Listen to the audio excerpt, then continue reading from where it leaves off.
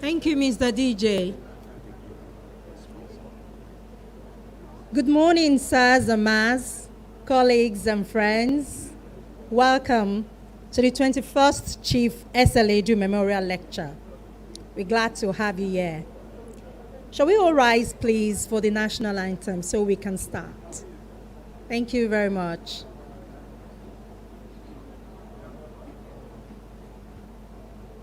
So I'm going to hand over the microphone to him. He has very good voice and he will lead us. All right, good morning, everyone. All right, so shall we? I will prefer that we'll sing together the national anthem rather than playing it as a music. All right, I will just lead, then you join me. Shall we? Arise, O compatriot,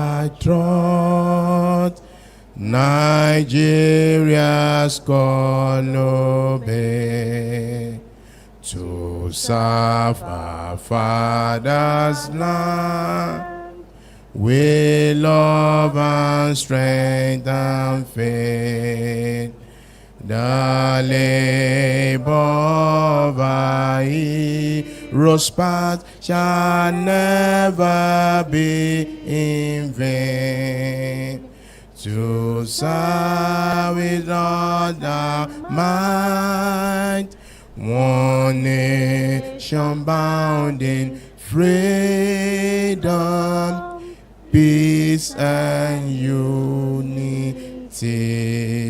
That you can still remember after many years out of school. Please put your hands together for yourself. All right, MC. Thank you very much. Thank you. You may have your seat, please. It's been a long time we did that. Usually we just listen to the music and then we just hum along.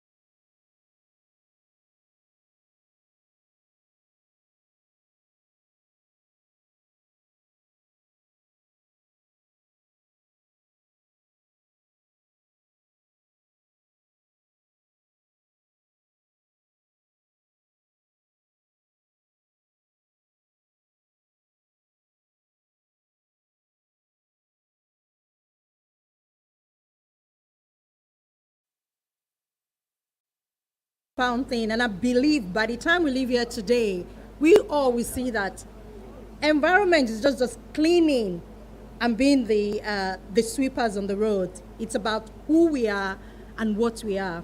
My name is Ayola Kasim. As I said, I work with Channels Television. I'm the face of EdFile there and the head of programs and coordinating producers. So my work today is to make sure that we are on time, though we are a bit with the work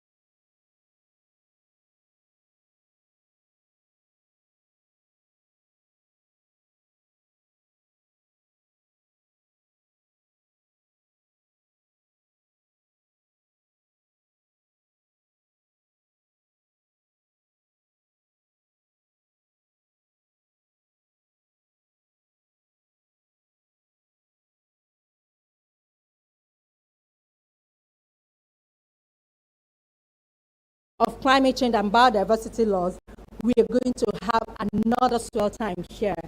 during this lecture. I welcome you once again to the program. But I would like to recognize some. We have to fill these seats here today before we go on. First, I'll welcome the chairman of the National Executive Council of the Nigerian Conservation Foundation and the chairman of today's occasion, Chief Ede Dafinone, is also a senator-elect. I'm not sure he wants us to mention that. Congratulations, sir. He will be making laws for the environment.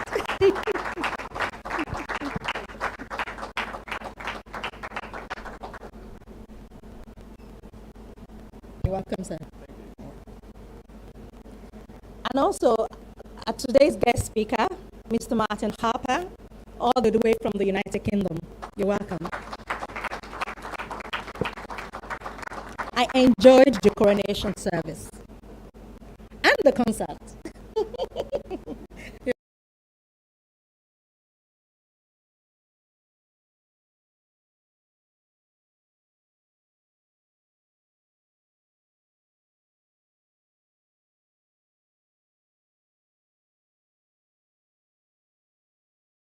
That was a good one. You have a very good thing. You're welcome, sir. And also here with us is representative of the Minister of Environment, Mrs. Bosse Olukoni, who is the Deputy Director from the Department of Forestry. You're welcome, ma'am.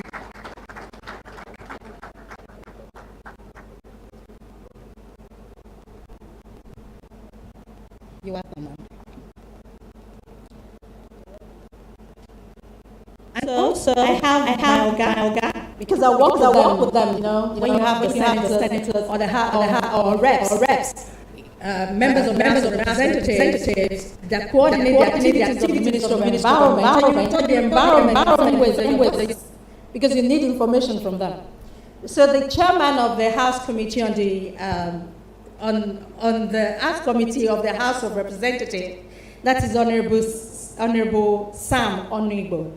And he's the author, he's one of the co-authors of the National Climate Change Act. He's one of those that gave us in 2021. You're welcome, sir.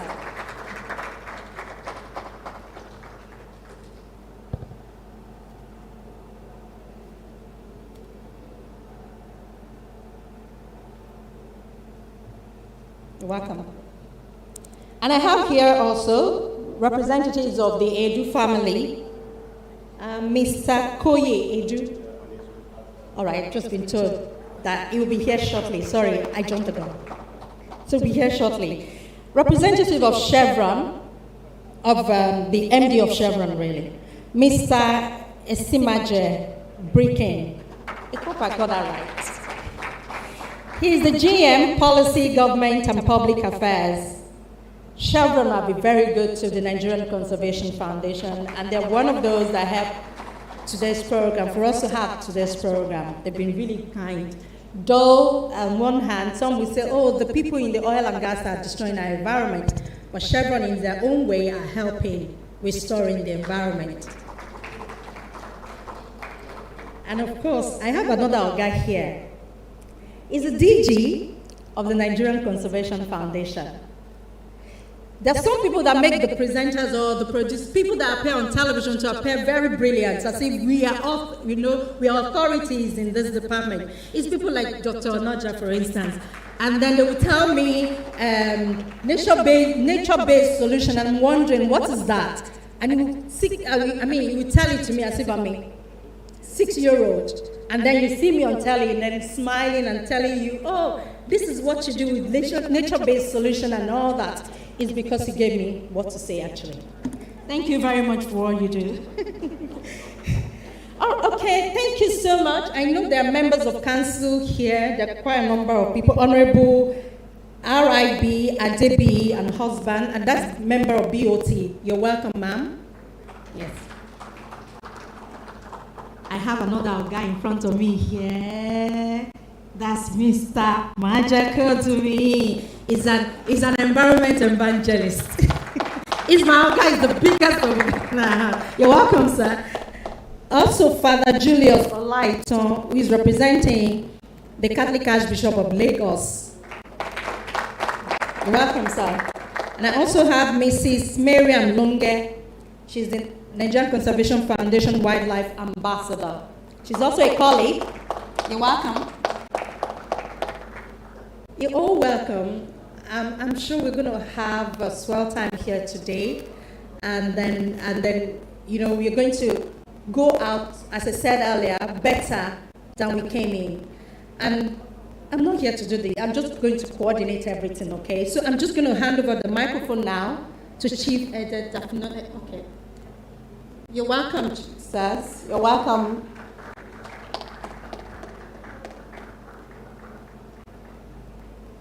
You see, I was saying earlier that one of the lectures that we had before, we had the role of traditional rulers in protecting and restoring the Nigerian environment, and this is it.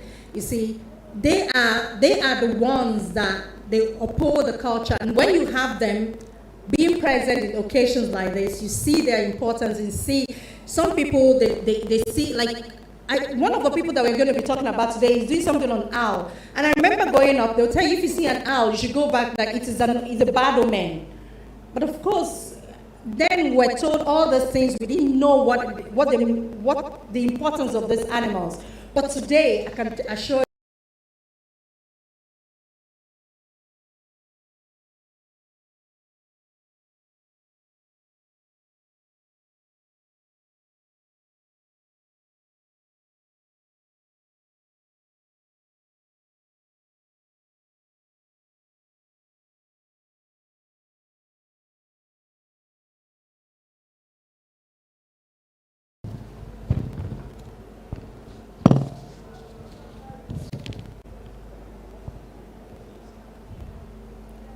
Good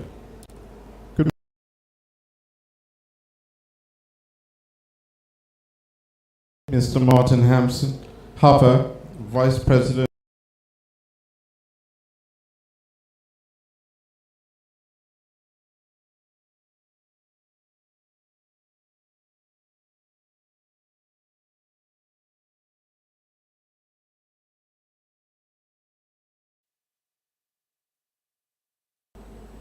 Members of the Board of Trustees, members of the National Executive Council, our vibrant youth and nature lovers, members of the press, distinguished ladies and gentlemen. I'm delighted to welcome you all to the 21st Chief Asiodu Memorial Lecture today. We're glad that once again you've honored our invitation to come together like this to discuss pertinent environmental issues and advocate for solutions to these issues as a way of honoring the founder of the Nigerian Conservation Foundation, late Chief Shafi Lawal Edu. Last year we hosted the 20th edition, and as one of the activities to mark the 40th anniversary of the foundation, we had a high-level conversation with Sir David Attenborough. The theme of that conversation was Only One Earth. And this threw up a lot of burning issues that featured later in the year in the various global discussions at the two key UN events on climate change in Sharm el-Sheikh, Egypt, and on biodiversity in Montreal, Canada. Today we've gathered once again for the memorial lecture, with the theme today being humanity and the twin crisis of climate change and biodiversity loss. This gathering is yet another opportunity to discuss important and urgent environmental conservation and to mobilize urgent actions towards saving our world by all and sundry. Our planet's biodiversity is in crisis and declining at a faster and unprecedented rate than at any time in human history. Wildlife is disappearing from their natural habitats, and species are being decimated and becoming extinct at an alarming rate due to unsustainable utilization and destruction of wildlife habitats by humans.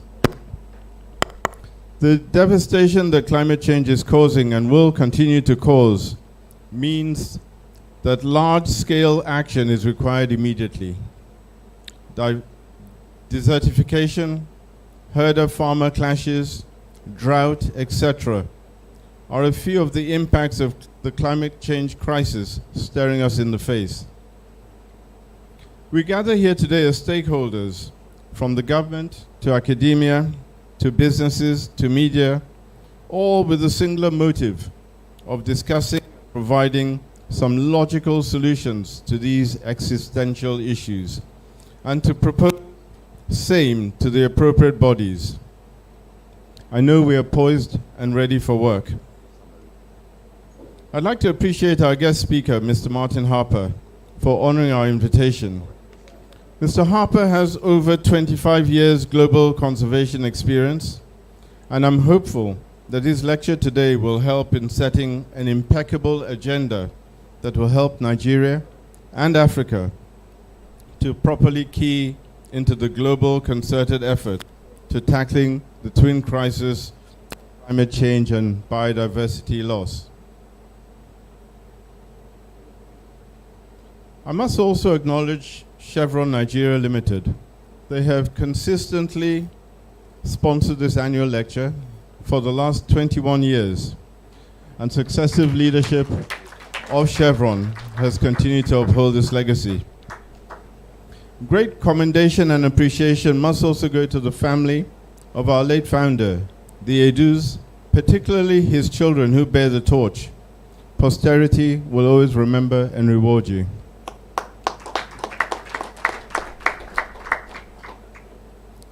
I thank also the Board of Trustees and NEC members for your continued and unalloyed support to the work of the Foundation. Thank you for all you do for NCF, for conservation, and for Nigeria. On behalf of the President of the Board of Trustees, who is unavoidably absent today, and the other members of the Board of Trustees and the National Executive Council of the NCF, I welcome you all here once again today. Thank you all very much. Thank you very much, sir. Right now, we are moving along, but I've just been told that there's some people that missed the other time. I'm so sorry. And I'm just going to recognize everyone now. You know how we are here now. We are respectful. We must respect everybody, identify and recognize them. Remember while I was talking, I was going to introduce the chairman the other time for his opening, for the welcome address. Some white cap ships came in. And then I was trying to say their role in what we do today. I've just been informed that they're representing the Oba of Lagos. Welcome, sirs. Yes. And also Mrs. Margaret Akinshefumi. She's here with us. She's one of our life fellows. And also Yeye Agnes Shubaju. She's also one of our life fellows. You're welcome, ma'am. And while the chairman was speaking, Dame Mary Fatai Williams walked in. Welcome, ma. I've been very good, ma. I'm fine, thank you. She's one of my guests. You're welcome, ma. And also, we have people online joining us on Facebook, Zoom, and Twitter. Which other one? I think Instagram. You see, we're global. Welcome, people. Thank you for joining us. So we'll move on now, and I'm going to call the DG of the NCF, Dr. Onoja, to tell us more about our speaker today. I really wish to tell you, but I think I'm just going to defer this time, so you can do the honors.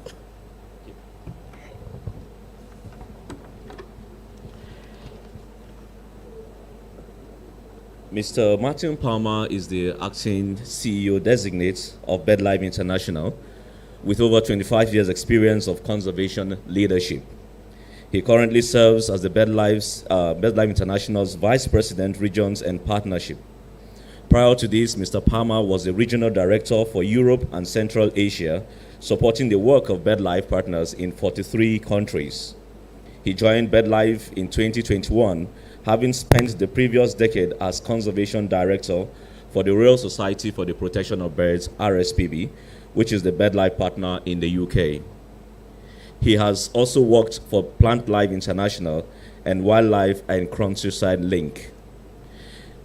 Mr. Palmer was educated at Oxford University and the University College London and undertook research in the Comoros and Mongolia.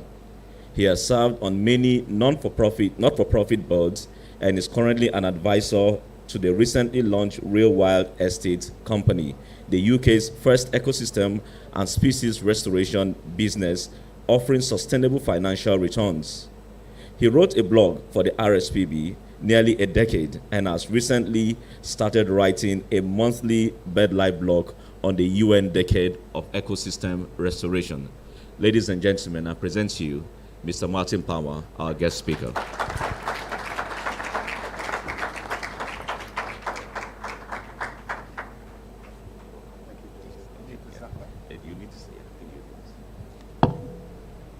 Great. It's lovely to be here. I think I need the zapper for the machine. Is that okay?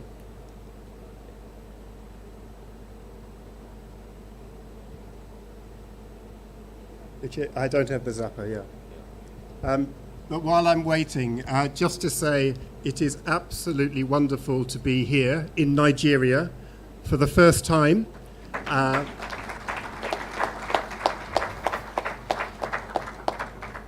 I've been given an incredibly warm welcome by Joseph and the team at NCF, and when I mean warm, I really do mean warm. I wasn't sure about the tradition whether I should keep my jacket on or off, but if in the middle of this talk I decided to take my jacket off, I hope you forgive me. But ladies, gentlemen, and distinguished guests, it is an absolute honor for me to be standing here today to give the annual memorial lecture on behalf of the founder of NCF, Chief SLL Edu. It is an absolute honor. And I should say I'm also delighted to see so many young people in the audience today, because you are going to be inheriting the planet from us, your elders, and we hope that we can try and make things a bit better for you so that when you grow up you have a healthy natural environment. So I'm now going to go on to the slide deck. So if we can just keep the screen up and not revert to the video, that would really, really help. So in December last year, I was in Montreal, Canada, alongside Joseph and many other members of BirdLife. And we were there to try and ensure the political leaders of the world to come up with a new plan to essentially save life on this planet. I should say that Joseph had his own back because the temperatures in Montreal were minus 15 degrees. Joseph, you coped just about, didn't you? He did, yeah. But the stakes for that summit were incredibly high. For something like the previous 2 years, because of the COVID pandemic, there had been real delays. The talks had to be moved from China to Canada, and of course, we wanted our political leaders to do what was necessary to come up with a deal. The science, as I will explain in this talk, is incredibly clear. We need to take action to transform our food and energy and industrial systems so that we have a healthy planet for the future. And if we don't do that, up to 1 million species will go extinct this century. And of course, a healthy natural environment is upon which our own prosperity absolutely depends. The good news is that politicians did what they needed to do. They struck a deal in Montreal. And so we now have what is called the Global Biodiversity Framework. And that framework, or GBF for short, sets 4 goals and 23 targets to try and make sure that we halt the loss of biodiversity and begin its recovery by 2030, and to meet the ultimate goal of that convention, which is for humans to live in harmony with nature. And for NGOs, we've been calling for this for a long time. we've been saying we needed to bend the curve to try and halt biodiversity loss and deliver a nature-positive future. And so we felt that the progress had been made. To be honest, the deal is not perfect. There are lots of problems with it. But we would not have had the strength of deal without the courage and leadership of so many African voices, including Joseph, who made an incredible, powerful case for political leaders, particularly in the north, to match the commitments with funding to make sure the resources were in place to help recover nature. So thank you, Joseph, for your leadership and indeed for welcoming me to Nigeria today.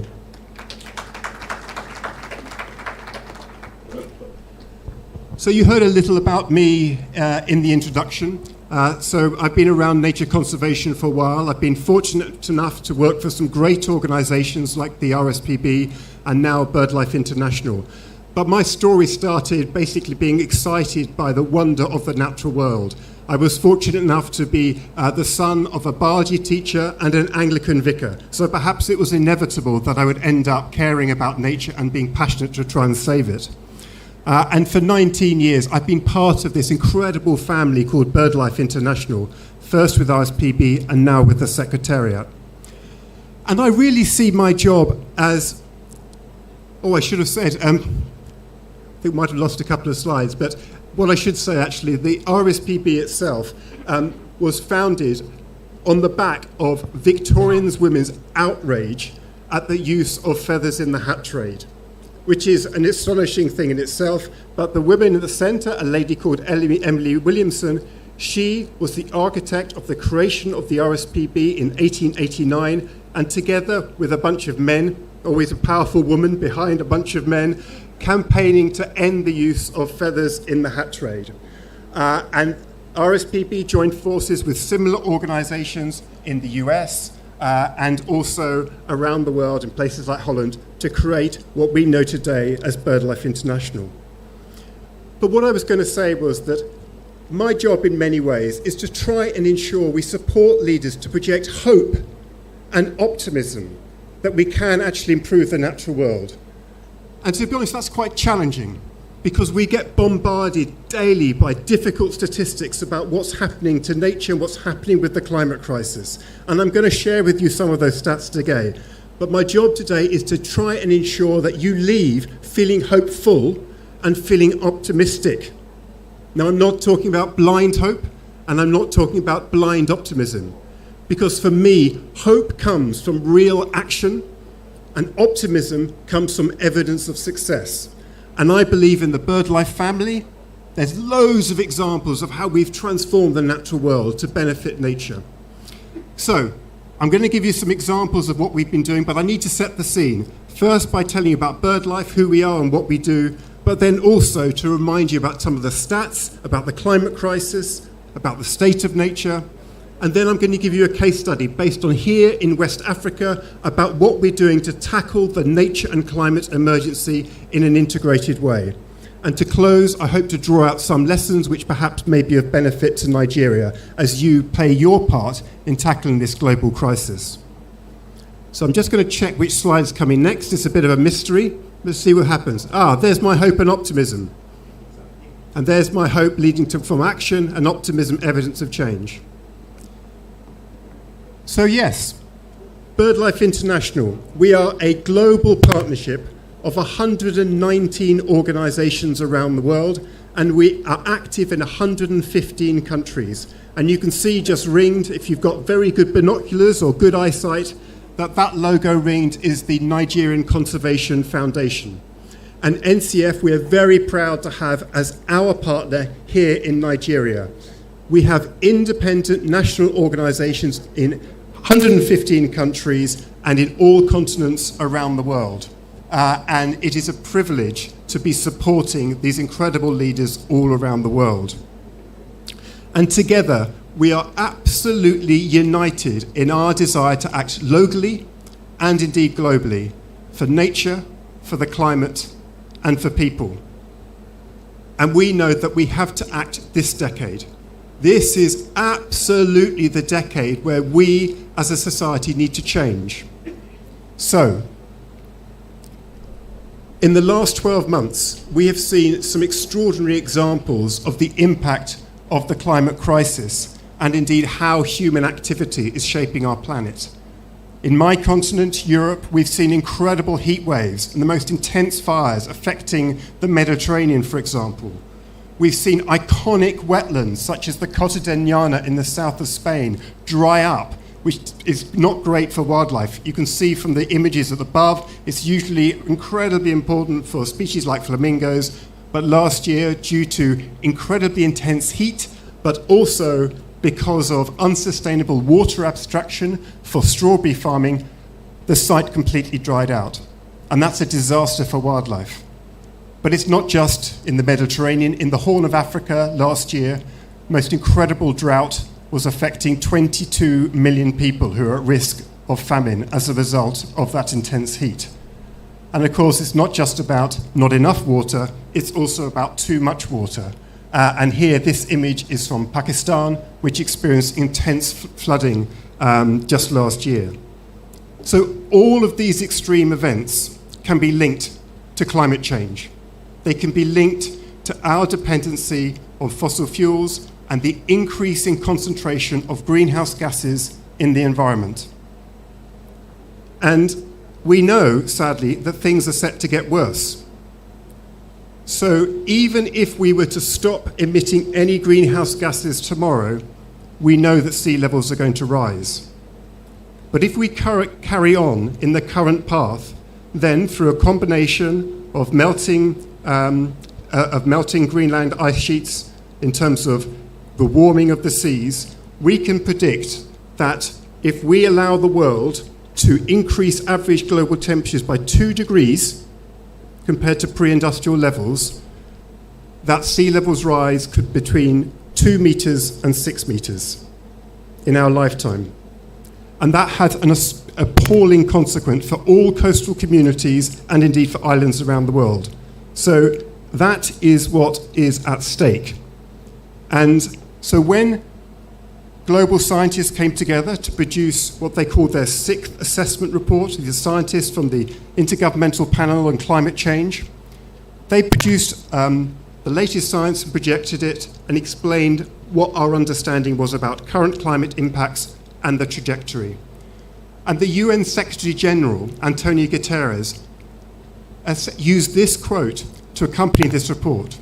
And he said, "This report is a clarion call to massively fast-track climate efforts by every country and every sector on every time frame." And what he said was, our world needs climate action on all fronts, everything, everywhere, all at once. And it cannot become clearer than that we need to take action fast. Now, the next graph is probably the most complicated graph I'm going to show you, but it essentially shows you the challenge that we're facing. What this graph is basically showing, it's saying on the y-axis, that's that axis, what is the concentration of global gas emissions in the atmosphere? And then on the x-axis, that's the time frame about where we are. And the key thing is the world leaders have said, we want to try and keep global temperature rises no more than 1.5 degrees centigrade above pre-industrial levels. And the reason they're saying that is beyond that point, it's a tipping point where the most vulnerable people of the world, the most vulnerable ecosystems will be at risk. And of course, it will lead to tipping points in terms of emitting even more methane from the melting of the Arctic tundra, for example, or indeed the loss of forests. And so what this graph is saying is that on the top, if we are to carry on as business as usual, you'll see that essentially we will perhaps see something like a 2.7 or 2.5 degrees of warming. That's if we carry on as we are. And then the other ones in purple basically show with existing commitments that were made by governments around the world where we would be if we just stuck with 2030 targets. And then the next two relate to the commitments that have been made by governments in the previous Conference of the Parties to the UN Framework Convention on Climate Change. And what that's basically saying is it's getting better. Governments around the world are putting commitments on the table to get us closer to the 1.5 degrees, but it's not enough. And the same challenge and language can be used about the state of nature. I know that NCF is unique in that it is partnered both with BirdLife and with WWF, which is famous for its panda logo. I call Joseph the flying panda.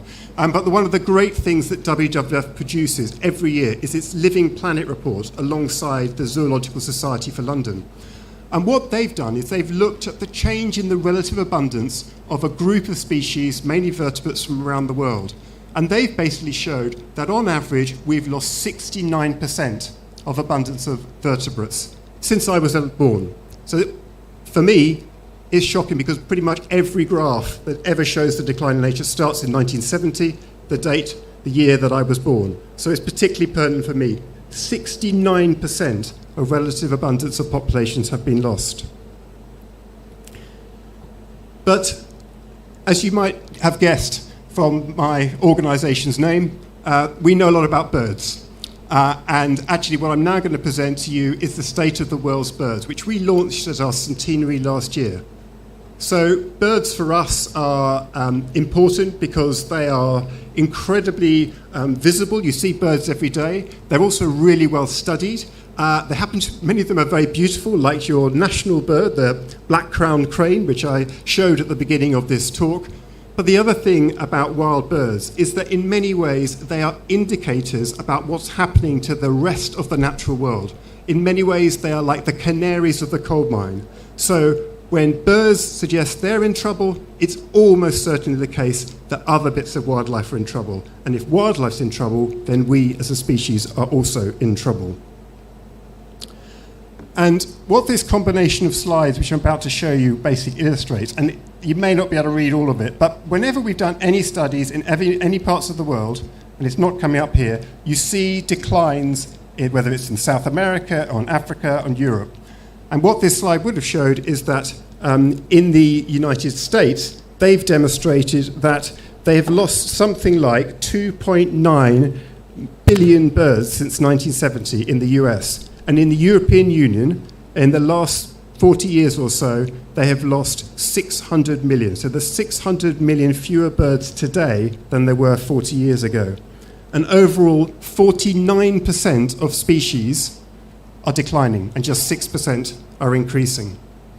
And of course, in Nigeria, you have your own challenges. As I understand it, your vulture populations are down by 70%, and I'm sure you would have had that at a previous talk, at all of the challenges around poisoning, about illegal trade, and so you have your work cut out to try and save your own native bird life as well.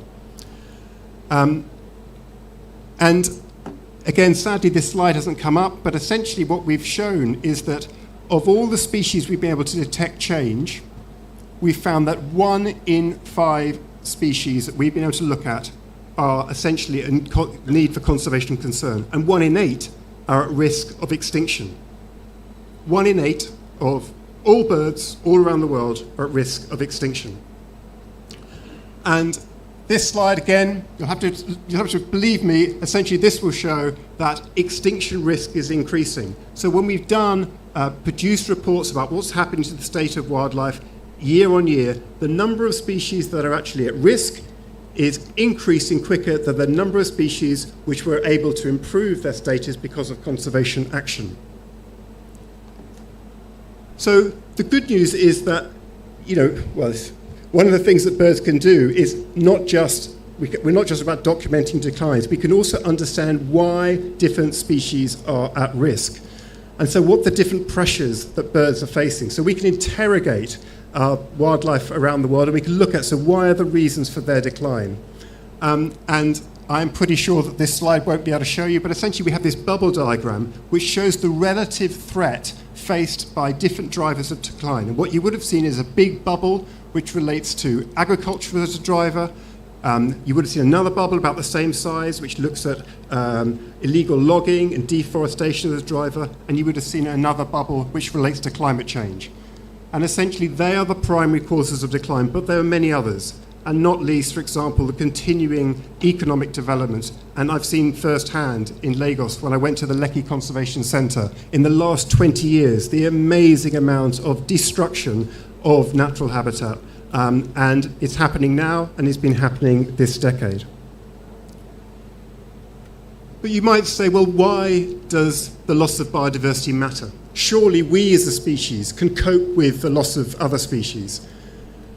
But the reality is that a healthy natural environment with a rich abundance of species absolutely underpins our own prosperity. The air we breathe, the food we eat, the soils we cultivate, the coastal habitats that protect us from sea level rise, the carbon that's stored in forests and soils, all of that is what makes our own existence possible. And without a healthy natural environment, unfortunately, our own species will be at risk of extinction. So, the good news is that the absolute basis of a healthy natural environment is recognized globally. So in 2015, world leaders agreed the so-called Sustainable Development Goals, a number of targets that we all need to try and meet if we are to try and help humans as a species flourish. And you can unpack these goals in the so-called wedding cake formula. And what it basically says is a healthy biosphere underpins good society and a healthy economy. And without it, there's not healthy society, there's no healthy economy. So it is absolutely the foundation. It's also why we campaigned with many other organizations to try and amend the UN Declaration on Human Rights to ensure that every person had a right to a healthy natural environment. And I'm delighted to say that as a result of the campaigning of so many people and organizations, that was achieved last year. So now governments, if they've signed up to that UN declaration, they should ensure every single individual on this planet has a right to a healthy natural environment. So, I've explained to you the state of nature, I've explained some of the challenges around climate change, so what are we doing about it? How should we respond? So as I've referenced before, there are a number of global UN commitments now enshrined under these different conventions, whether it's sustainable development, that's the colourful ring, the Framework Convention on Climate Change, that's the top middle one, or the Convention on Biological Diversity, which agreed the new Kunming-Montreal Global Biodiversity Framework. All of them have plans for world leaders to try and take action to address the crisis. And equally, the UN has now designated this decade the decade for ecosystem restoration. So we've been eroding the natural environment. This is a decade we have to act. And BirdLife, we have come up with our own strategy, and it's simply designed to say this is how we contribute to the global effort, rooted on two core foundations, our science and our partnership, 119 organizations, including Nigerian Conservation Foundation. And what we try and do is we try and try to recover threatened species, we try to protect and restore sites, and then we try to mobilize society so that then we can change the systems which are actually causing problems for the natural world. And as I say, what we try and do is say, this is our contribution to this big global endeavor. And for us, this always starts with protecting and safeguarding the most important sites. It's the single most important thing that we can do. And so through our science, we've been able to identify more than 13,000 sites around the world which we believe warrant protection. And so we provide our data to politicians, so hopefully they then can make protected areas. And I'm pleased to say that as a result of our efforts, a lot of sites which perhaps would have been vulnerable are now being protected. And the thing about protecting and restoring these places is they're contributing to some really critical targets in the new global biodiversity framework. And I've put up 5 here, and I'm going to be talking a little bit about some of these. We want to target 1 on the global biodiversity frames about ending the loss of areas on biodiversity importance. 2 is about restoring degraded ecosystems. Yeah, that'd be great, thank you. 3, which is about protecting 30% of land, freshwater and sea. That means formally protecting them. 8 is about investing in nature to tackle climate change. And 12 is about enhancing nature's contribution to people. So what I'm going to do is I'm going to give you a case study based here in West Africa about how action to protect and restore nature can actually contribute to these targets. And for that, I need to travel 1,000 miles northwest to Sierra Leone. It's a place I know well, and to Gola Rainforest. And here, we have been working as BirdLife with our local partners in Sierra Leone to try and protect and manage this incredible forest. And what started out 30 years ago as essentially an endeavor to try and protect this incredible bird, slightly weird-looking bird, which is the white-necked Picathartes. Now, before I'd ever been to West Africa, I knew about this bird thanks to Sir David Attenborough, last year's speaker, because he produced a program in the 50s called ZooQuest, and one of those programs is all about in search for the elusive Picathartes. And I have to say, it is incredibly elusive. I have seen it, but only for 30 seconds, and this is not my photograph. So what started out essentially as an ecological mission had turned into a huge endeavor to try and protect and restore up to 500,000 hectares of forest on both sides of the Sierra Leone border to the north and the Liberian border to the south. And as you can see from this logo, RSPB, BirdLife, which I've been talking about before, working with our local partners of BirdLife in Liberia and Sierra Leone to try and make this happen. And I'll come back to this later, but it's worth noting that when we started our work 30 years ago, none of those dark green areas, which are national parks, were in existence.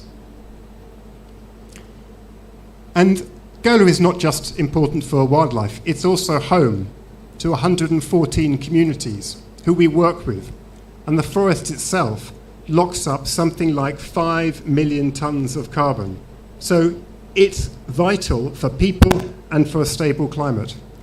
And there are some other wonderful species there, such as the pygmy hippo. And the baby of a pygmy hippo really is quite small. But the wonderful thing is that we have been able to take action to try and safeguard some of these incredible species over the last 30 years. And now Gola is not just a site on its own, it's also part of the Guinean forests of West Africa.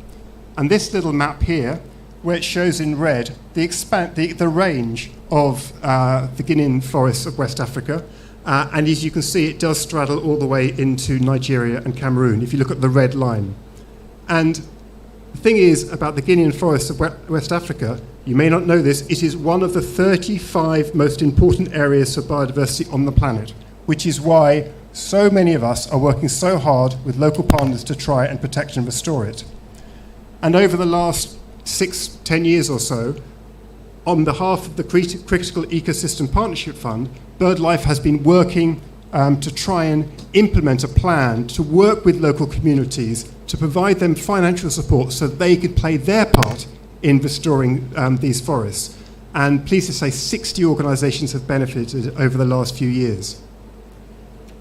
And some of these sites are not just home to strange-looking birds, but they're also home to unbelievably charismatic species like the western gorilla. And I believe something like 85 million people live in the region, and so they depend on a healthy forest to help them to actually have a healthy life. And whether it's for timber production, for food, or indeed for ensuring that clean water supplies, you need a healthy forest. And now, I hope you can see this at the back, and I hope you're not colorblind. But what we've started to do is we've started to map out those places where we think, as BirdLife, with our partners, we can make a difference. And we've identified 8 sites across the range of the Guinean forests, and they're all in the red big blobs, where we think over the next decade, we're going to transform these sites for nature, demonstrate that it's possible, and hopefully use these sites to inject hope and optimism that it is possible to save nature. And as you can see, 2 of these sites are based here in Nigeria. And that includes the Omo Forest Reserve, which is incredibly important for its elephants. And my understanding is that the Nigerian Conservation Foundation has been working with the local governments for the last 20 years to try and protect these forests. So 2 incredibly important forest sites, and I think I'm right that it's also, the Omo Forest Reserve is very important for the lagoons here around Lagos in terms of the watershed. So without these forests, there wouldn't be the clean water supplies that we absolutely require. So how are we going to do this over the next next decade? How are we going to restore these sites? So what I'm going to do is I'm going to explain how the different tools in the BirdLife toolkit will come together to try and protect and restore these sites. So as I said previously, the basis of how we work is our partnership. We don't come in ourselves, we work with and through our local partners, national partners. And so for the sites that we identified, the 6 BirdLife partners will be crucial to the success, and we'll work with them to grow their capacity so that they can then deliver the protection required. Equally, we'll try and make sure that particular threats facing species are addressed. And so this image is actually of a chimpanzee which was saved from trade, the pet trade, as a result of a tip-off of a member of the local community in Gola. And this wouldn't have happened unless we'd actually had good relationships with the local community. So we take action to protect, to prevent direct threats. And our science helps us not just identify the most important areas, but also to work out how best to manage them. And we have all sorts of interventions to try and make sure that the really important wildlife in these places are protected, and we monitor to see if they're successful. And then we'll produce scientific papers, for example, this one, which demonstrated that chimpanzees, perhaps not that surprisingly, they preferred to nest in national parks, which is the dark green area, rather than nesting outside in the buffer zones. So that shows us that the actual national parks are providing the protection that the chimpanzees need. But really, to look after these sites in the long term, you need a lot of infrastructure. So the national park in Sierra Leone, for example, has 150 staff, including rangers whose job it is to try and patrol the national park to prevent poaching and make sure that the really threatened wildlife is not affected by illegal poaching. But all of that wouldn't work without local communities and society on board. So what we've done is we've worked with those communities to ensure that they have livelihoods, to make sure that they have crops to grow, ideally crops which are forest friendly. And so we have worked, for example, to train up farmers on the edges of the forest to grow wildlife friendly cocoa, which of course is the prime content of the thing that we all love, which is chocolate. And for us, in the UK, we are the 4th largest consumer of chocolate, and if we consume chocolate from cocoa which is grown in a way which leads to deforestation, that's obviously causing huge harm. So what we've tried to demonstrate with the cocoa that we produce, that the chocolate grown in Gola Forest is actually wildlife friendly, and we've now marketed that so that people visiting RSPB nature reserves in the United Kingdom, they can think they can eat some chocolate and help save the rainforest.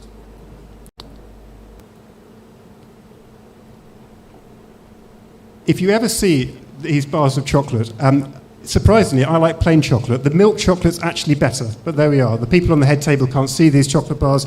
I would have brought some, but I think they wouldn't have survived the heat. But if next time I come back, Joseph, make sure I bring you some chocolate from Gola. But in the end, we're all about trying to change the system. And one of the things that we've been trying to do is make the case that forests are more valuable left standing than if destroyed. And so we have also been trying to make the case that the carbon content of these forests is valuable. And so in Gola, what we have done is we've managed to establish what's called a REDD+ scheme. It's a scheme to essentially help reduce emissions from deforest and degradation. And that's trying to attract investment, so basically lock up the carbon, and that's providing the revenue to run the national park in Sierra Leone. And our job is to try and, change the economic thinking about nature. And we in the north cannot be passive, because as I've mentioned, that actually it is our consumption which is the principal driver of loss. So 2 reports which we produced in the last few years shows that the consumption of the public in the European Union is responsible for more than 10% of global forest destruction through the things that we consume, the commodities that are grown around forests. At the UK study, we showed that 2,800 species are at risk from UK consumption. And again, just a small number of commodities, whether it's chocolate, cocoa, or whether it's beef, or whether it's soy, all of that's driving consumption and driving harm. And that's why in the north we've been campaigning to ensure that new laws are put in place to encourage that supply chains and companies don't cause deforestation. And I'm pleased to say that there are now UK and EU laws to try and end deforestation from the supply chain. But we've got to keep these forests standing because they are unbelievably important places. They're the lungs of the planet. We know that something like 20% of global greenhouse gas emissions comes from deforestation. We also know that 3/4 of the world's threatened species are actually in forests, and we also know that something like 1.6 billion people depend on forests for their own lives. So we have to do something to protect and restore the remnants of forests on our planet, which was why at COP26 in Glasgow in 2021, I was delighted that so much emphasis had been placed on protecting forests to help tackle the climate crisis. And it's also right why the Nigerian Conservation Foundation, through Joseph's leadership, is, as a flagship campaign, is proposing that Nigerians' forest cover should increase from 4 to 7%, which it is now, to 25% over 2047. And I wish you well in your endeavours working with politicians across all parties to try and make this a reality. And the thing is that by protecting and managing and restoring nature, you can make a difference to climate change. There was a paper published in Nature quite recently which essentially demonstrated that a contribution by protecting, managing, restoring nature can deliver something like 10 million gigatons of carbon dioxide. I have no idea how you conceptualize that, but it's a lot. And what they basically say is that if we are to increase the protection of our habitats important for carbon, if we improve the management of the land, and if we restore nature, then it's possible that we will reduce peak global temperature rises by about 0.1 and about 0.3 degrees centigrade. Now that doesn't sound a lot, but we're facing a crisis and we need to buy time to help the economies of the world wean themselves off fossil fuels and into renewable energy. So every little helps, which is why we're saying that we need to restore huge amounts of land and we need to improve the management of that land to help nature and the climate. So that's us in West Africa.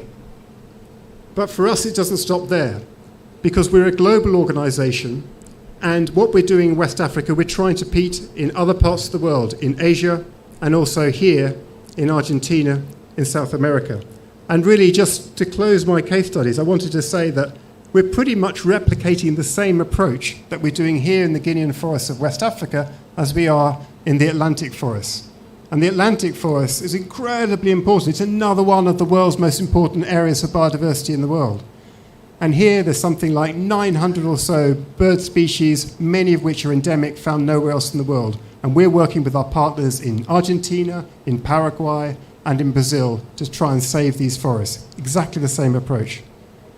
And globally, we've joined forces with the pandas and with the World Conservation Society to form this campaign called Trillion Trees, trying to encourage investors and companies, local communities, to help protect and restore forests. And between our 3 global networks, we now are assuming responsibility to try and work with local people to deliver 83.2 million hectares, and that's more than, well, what it says there, 38 billion trees, which is a lot of trees.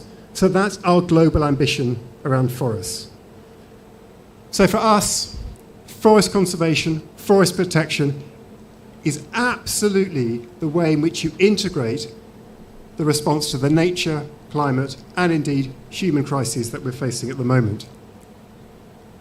But we're BirdLife, and we're not just about forests. And what we're trying to do also is we're trying to help other bits of wildlife, which depends on different habitats, to try and flourish. Here is probably the cutest bird you may never see. It's called the spoonbill sandpiper. As you can see from its little bill, it's shaped like a spoon, and it's a small little wader. And it lives on the East Asian Australasian flyway. As you know, birds migrate. So for us, in order to be able to save a bird like the spoonbill sandpiper, we've got to make sure that every single site where it lives as part of its migration is looked after. And we've now formed a partnership with the Asian Development Bank. And this is the sort of transformation we need.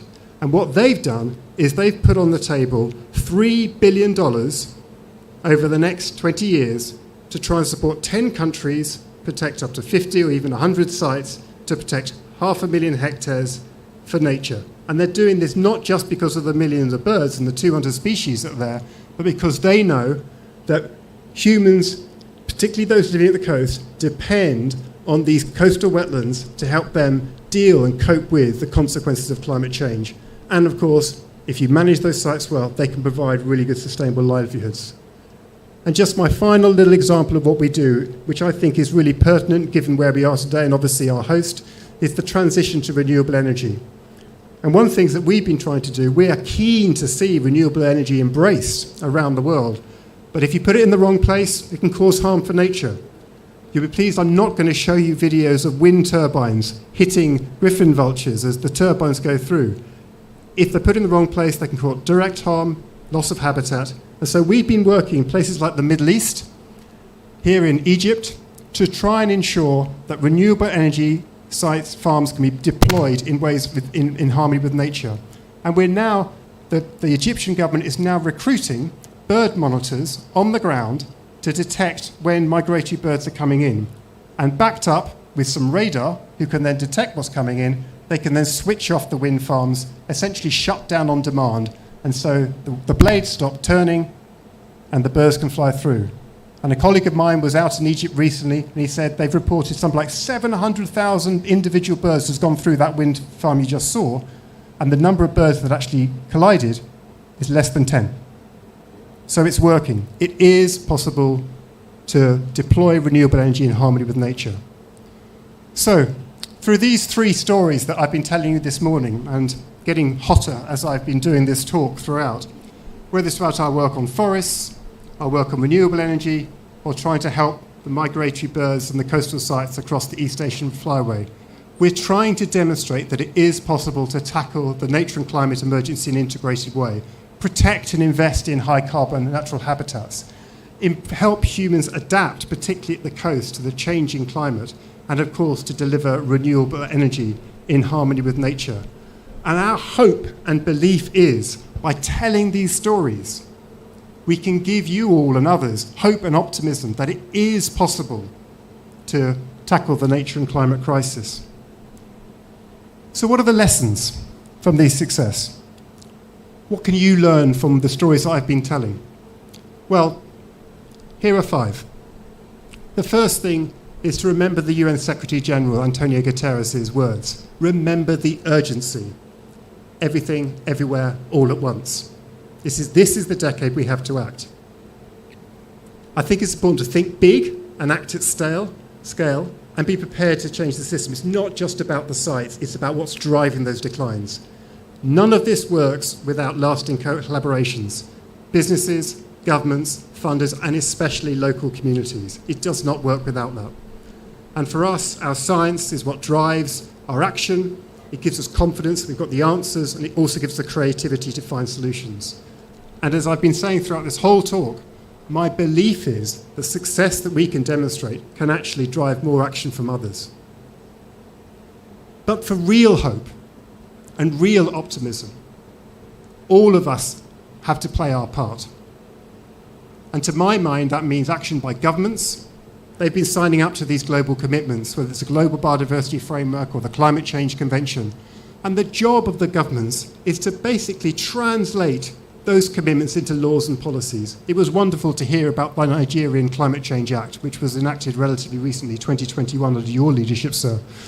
We need to see the same thing happen with the National Biodiversity Strategic Action Plan for Nigeria to make sure those targets which I've been talked about translate into national policies, ideally laws, and then also attract funding from the multinationals and, of course, domestically as well. But we can't just rely on governments to do the right thing. We do need businesses to change. And that means we need all businesses to commit to coming net zero. That means to basically take carbon out of their business practices, but also to become nature positive, to make sure the impact of their own activities causes good rather than harm. And beyond that, I also believe any business that wants to be genuinely sustainable doesn't just have to clean up its own house, it needs to advocate for change amongst the sector, champion high environmental standards. And my final bit of the gauntlet is really to all of us. We have to be prepared to change. I've been talking about transforming energy, food, industrial systems. We have to be prepared to change our own behaviours, but also to act. And arguably, I would love you all to be using your voices for nature so that politicians actually can listen to the people who want change. And that's why we all have a really important part to play. Because, to my mind, we are all in this together. But as I hope you've felt throughout this talk, that my belief is that when we are acting together, we can be powerful advocates for change, and we can be the change that nature needs. And if we get that right, then we will be able to come up with ideas that fly all around the world. Thank you very much.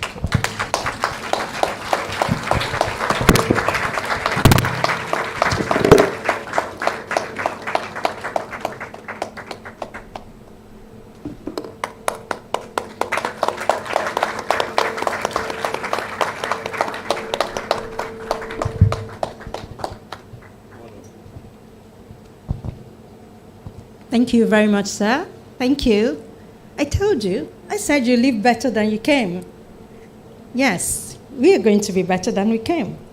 For real hope and optimism, we need to act.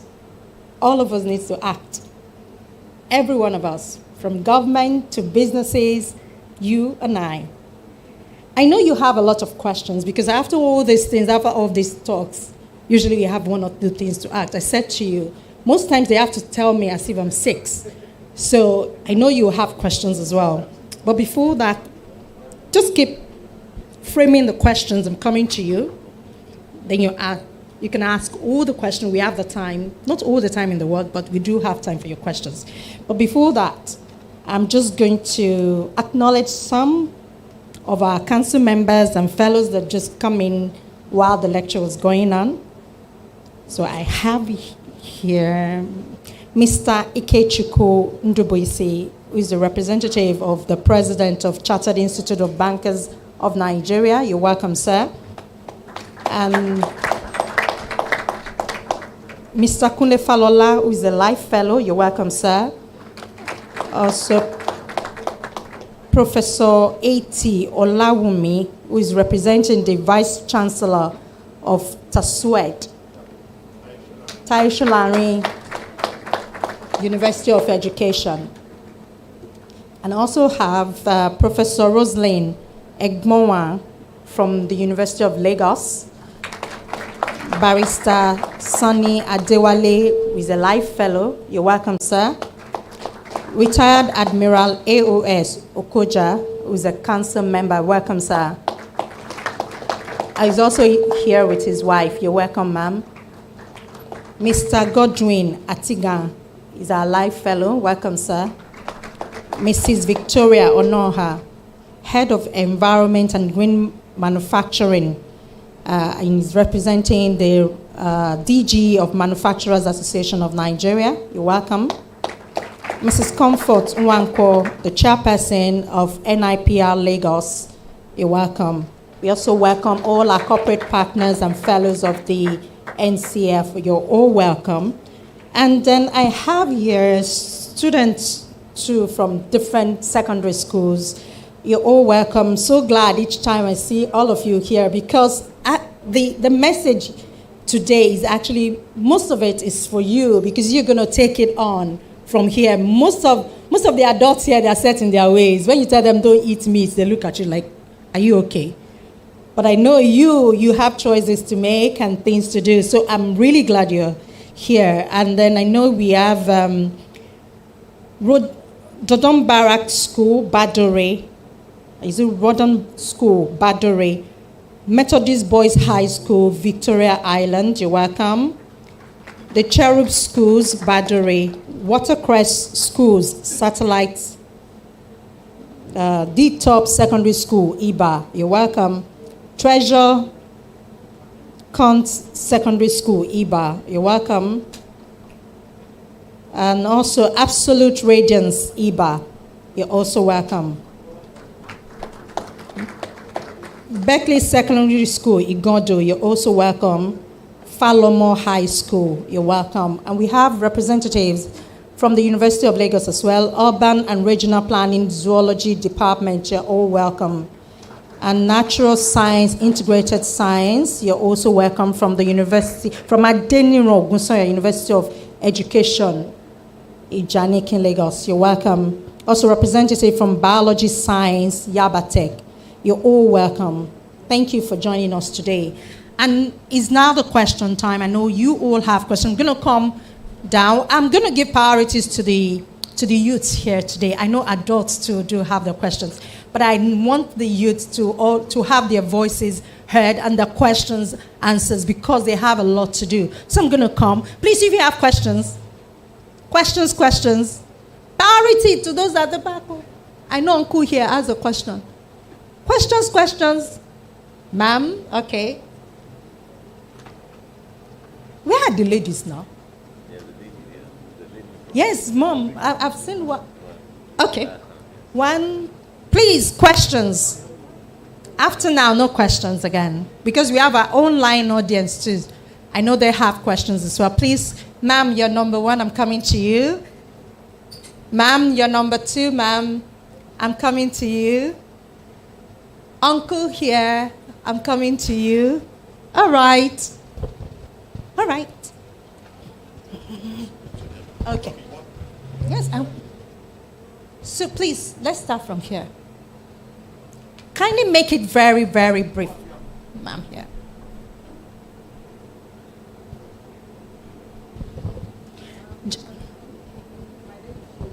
Sorry, can we have...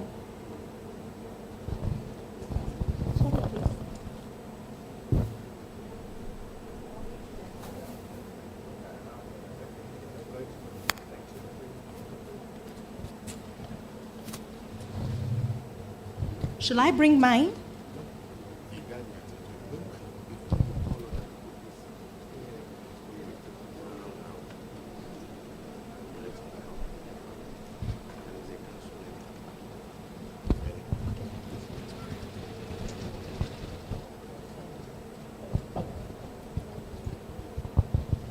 Thank you. Okay, good afternoon. My name is Asiodu. And actually, I'm going to thank you so much for the talk you gave.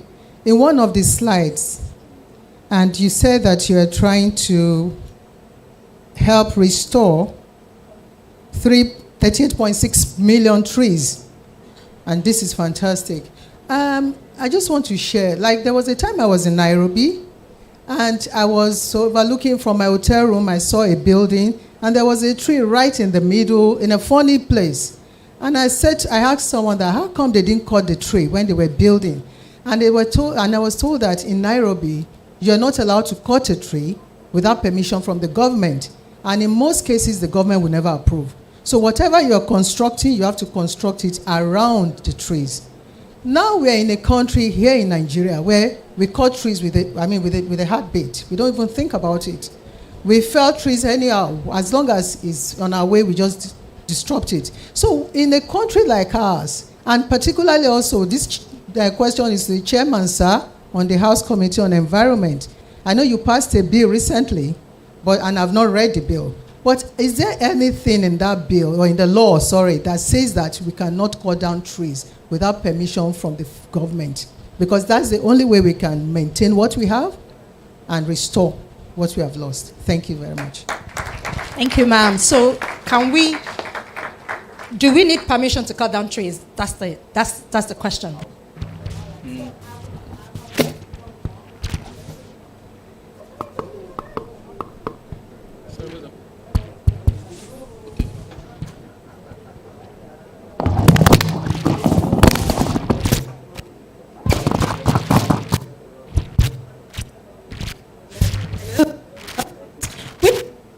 This one is not.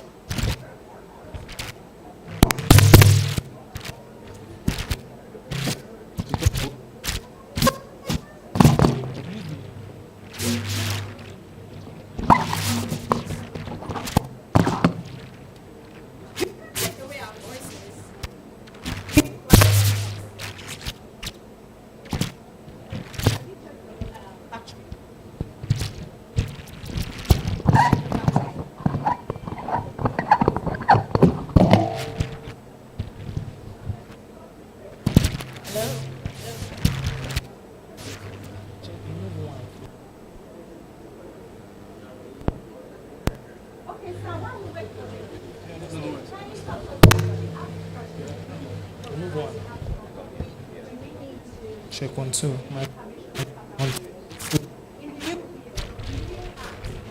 Check 1 2. Check 1 2. Thank you. Thank you, madam. First, let me make a clarification. I chair the House Committee on Climate Change, and I sponsored the Climate Change Act that we're using today, so that so there's no appearance of maybe assuming someone else's position. That's one. Then two, yes, madam, we are almost there, because in the Act we provided clearly that anyone that takes any action that is capable of affecting the overall goal of ensuring that we meet our target, that person is guilty of an offense. And we provided in the law issues about REDD+, which has to do with reducing emissions on deforestation and degrading of an entire area. And those things were not there originally. And why we did that is because we looked into the future. And you now factored in things about nature-based solutions. And these things are all together. And we also put in issues about natural capital accounting. All this, when you put them together, is intended to ensure that we preserve our environment in totality. And that any action you take, the council is in a position to ensure that a fine is imposed. Is there, you can find it in section 35, I guess, of the Act. So these are the things we have done. But your professionalization of these things is exactly where we are moving towards now. I had a chat with him before we came here in the hotel. The bill is quite, well, not exactly exhaustive, but almost all embracing. So when I speak, for the few minutes that I'll be giving, I'm going to touch on a number of things. Thank you. All right, thank you very much, sir. One thing I know about our laws is, like, anytime when you go to these international conferences and they talk about Nigeria, you'll be very proud. You see, we have these beautiful laws. I hope you know what I mean. All right, ma'am. She has a comment, please, and within 30 seconds, she's going to just, the question.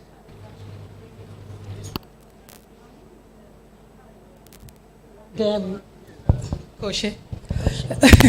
It's Yinka Ayolaja.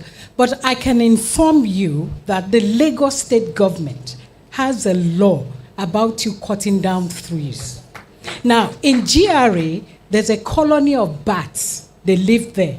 And my friend's house is exactly under the colony. And she has a problem with bats. So she cut down a tree. The Lagos State environmental people, they came. They sued her. She came to me for legal advice. I just want the House to know that there is a law against cutting down trees. You will be penalized, and you can be taken to court. Thank you. Thank you, ma'am. You know, ECO leads the way. Lagos leads the way. But sometimes government itself cut down the trees. Okay? Oh. I'm so sorry, I didn't put up my hand, but I just wanted to comment when our lawmaker was speaking. Thank you very much for the very interesting paper. My name is Justa Devi, I'm a member of council. Just to say, our lawmakers, please, when we make laws, let's try and be as specific as possible. All those generic clauses, they end up in our courts, and then we have to interpret them. So please, that's just my appeal. Thank you. All right, thank you very much. So we go back to the original arrangement. I'm so sorry. That question was really nice, ma'am. Thank you very much for asking. So I'll go back to number 2 question.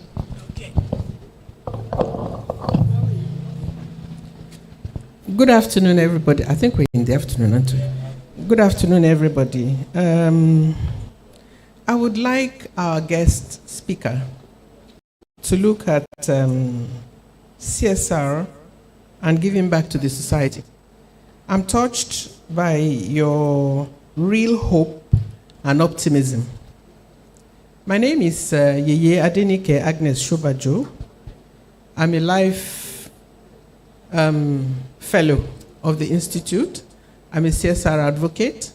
I rose to become Vice President of the Lagos Chamber of Commerce and Industry, and that's the home of the organized private sector. I also organize CSR events. It's the 22nd one coming up at Sheraton in July. And part of what we're going to look at is the environment.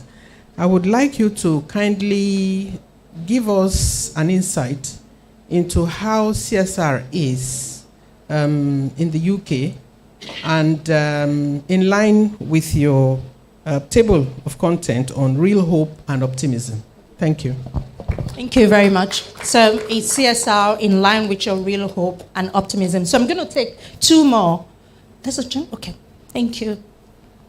Just make it very brief. Good afternoon, everyone. My name is Ochel Chefu from Methodist Boys High School, and my question is about climate change. In a country like Nigeria, where we're still quite dependent on carbon and other fossil fuels, how do we intend to prevent climate change from occurring? Thank you. Thank you very much. We are still building refineries. Thank you. Thank you for your question. Good afternoon, everyone. My name is Favor Okechukwu. I'm from Watercress College.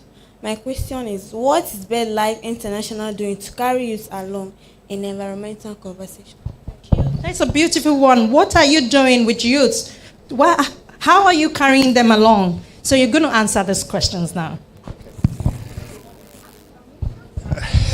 Okay, I'll be really fast. First thing, about my experience of working with businesses, there are some who want to change, there's some who give lip service, and there's some who don't want to change. I enjoy working with those companies who want to change. It's tough.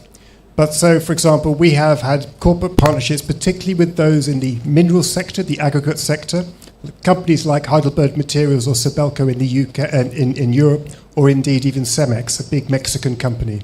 And what they've basically agreed is that they will set targets for how not only do they reduce their emissions from their intensive energy use industry, but also to try and put back nature. So cement companies often have big holes in the ground. So they set themselves targets to then restore those sites after they've been worked. But more than that, they've also campaigned with us for high environmental standards. So as I say, the key thing for me with any business is find out the impact you're having. That's the audit. Set yourself some targets to change. Get your house in order and then advocate change yourselves publicly. That's what I think is crucial. And there's not enough companies doing it, but some are. The second question about climate change. Well, I'll make a global point. I don't want to be, I'm hosted in Nigeria here, but I think that every government around the world has to make bolder commitments to reducing greenhouse gas emissions. You saw that complicated graph I showed. We are not on track to stabilizing global emissions by 1.5 degrees. Every country in the world needs to take action. And I recognize that economies are arguably, many of them trapped in a fossil fuel system. But there are countries which are going much quicker, much faster to try and make the renewable energy transition. And that'll be good for their own economy. They'll be ahead of the game. Most of these new fossil fuels, they will be sunk cost. They actually won't be useful for the economy in the future. So those countries that embrace renewable energy change now and wean themselves off fossil fuels will be at an advantage in the future. So I think it's an economic message to any country, Nigeria as well, to move towards a different future in terms of energy generation. Others can comment on how you get there, but that's my general point. And the brilliant question about youth. So, as I said right at the beginning, I spend a lot of my time feeling a bit guilty about essentially our generation's failure to look after the natural world. But equally, someone once said to me, this is a shared endeavour. This is a shared endeavour between the generations. And we have just created this new thing called a youth council within the BirdLife family, where we are talking to the younger members of our partners around the world, and they are challenging us to do more, but also they want to be part of the partnership. It's not a case of we're going to be passive and then you're going to save us. We've got to act now together.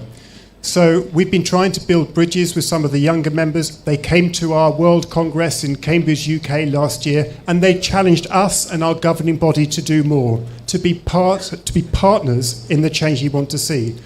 But I've seen around the world in the last 2 or 3 years the incredibly powerful voice of young people who are seeking action to tackle climate change and prevent biodiversity loss. So the single most important thing that you can do is use your voice to encourage change by today's politicians. And our job is to help you, give you platforms to be able to use your voice for nature.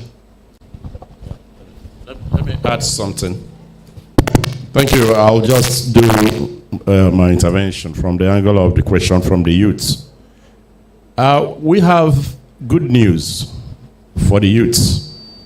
Because in the making of the law, the Climate Change Act, we thought about them and provided for them. Because in actual fact, they are the engine room. They are the ones who can easily organize themselves, mobilize, and achieve something at almost no cost. So we provided that there must be a youth sitting on the council with Mr. President. So that way, the member that is representing the youth, in turn, will pass whatever information that is, whatever policy decision that is reached at the council. So we elevated the youth to the point of sitting in council whenever Mr. President is sitting on the National Council on Climate Change. So that's one. Then second, we also provided in Section 26 of the Act for climate change to be integrated into our curriculum across all educational levels. So clearly, that is in mind and is going to be fully operationalized. Thank you. Thank you very much, sir. We just need the council to get its budget right. They just inaugurated the council. We just needed to get on with it. So I'm coming to you now. I'm going to take, I think, after him, one other person, so I can see. No, I need a student. Thank you. Good afternoon, everyone. Thank you, Mr. Martin, for that presentation. I particularly liked how it was anchored on hope and optimism. Thank you once again. My name is Kudus, and I work with a bank as a sustainability officer. I also work with Chatham House Common Futures Conversations as a member, where I research on climate change and other development issues. And in my interactions with climate change, one thing that has been striking for me is the fact that I recognize that climate actions has to be very urgent and it has to be a concerted effort. And this was also reiterated in your presentation, and the UN Secretary General's statement also reinforced this. Now to my question. So we understand that in trying to drive a concerted approach to tackling climate change, there are certain nuances that we need to take into consideration, like the disparity between the global north and the global south. So now my question is, in your opinion, what do you think is the best approach to ensure an approach that catalyzes an urgent and concerted approach where everybody, and in this context, I mean every stakeholder, is keyed into the agenda of driving climate change actions in terms of adaptation and mitigation? Thank you. So, all right, thank you. So my question is, so taking into consideration the nuances, and especially in terms of the disparity between the global north and the global south, what exactly, in your opinion, do you think is the best approach to ensure an urgent and concerted approach to tackling climate change in terms of climate change actions regarding adaptation and mitigation efforts? I hope you got that. I hope you got it. Thank you very much. So I need to know. I saw two hands. Though I said one, but I'm going to, because they're both ladies. So I'm coming to you. Please make it very brief.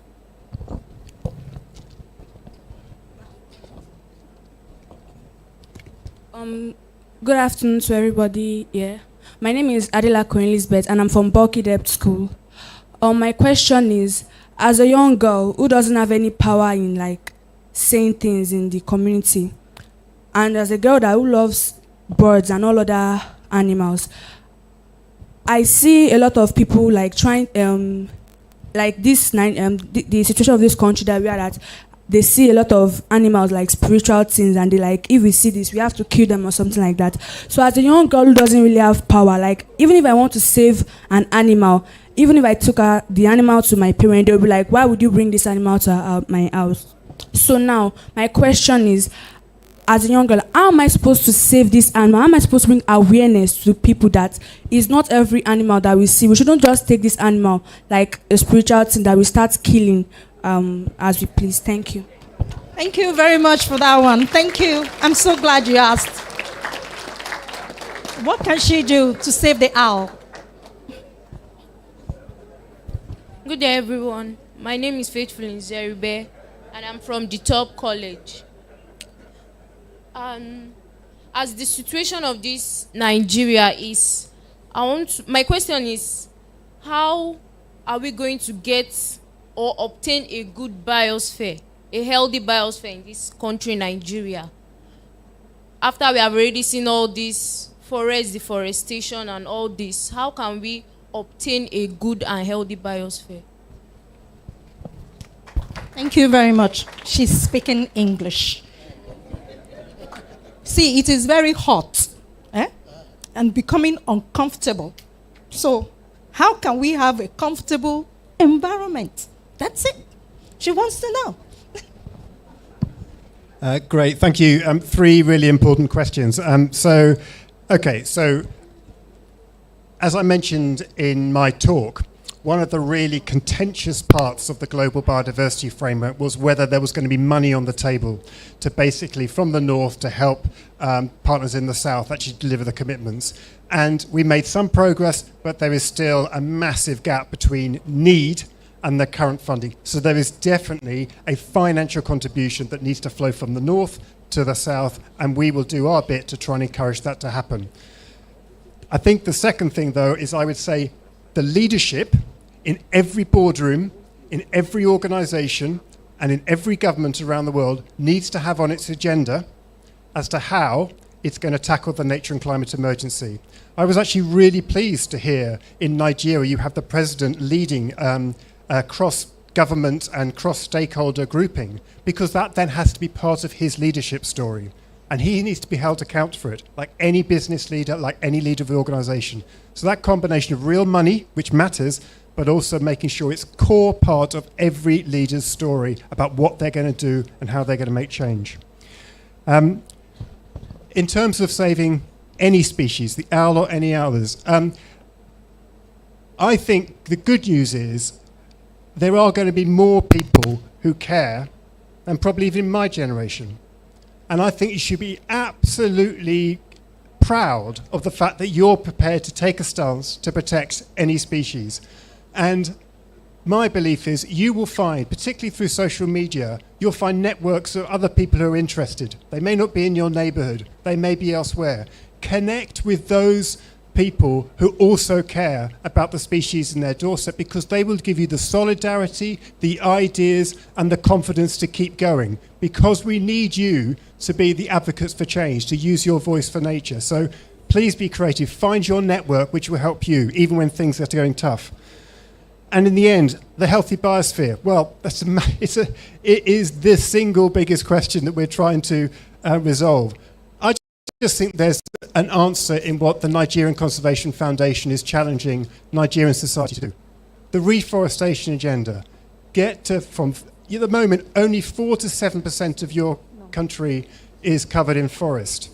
I mean, it's horrendous what it is in the UK, so I can't really preach. But the ambition from NCF to ensure that 25% of your country is forested by 2047, that's the sort of ambition we need, because, of course, we know that trees are the lungs of this planet.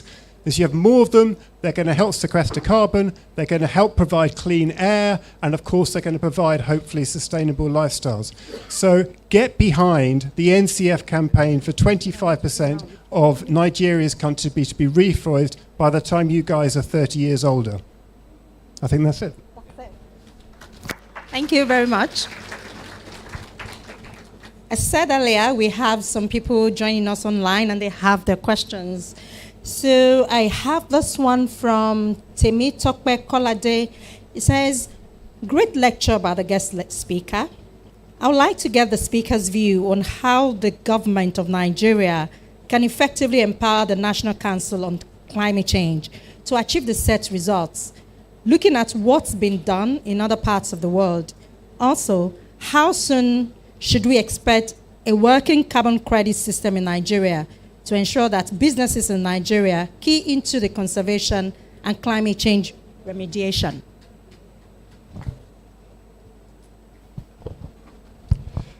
Yes, I think that's so the point about what can the government do to basically to stay on course. So I don't know all the detail of the legislation, but what I understand is many countries around the world, they're setting this idea of carbon budgets, either a 1-year basis or a 5-year basis. And the idea is that those budgets will always be declining. Unlike financial budgets, you want to go up, you want your carbon budget to go down. And the idea is that will provide a signal to businesses about the direction of travel you want to go in. But you do need to hold governments to account.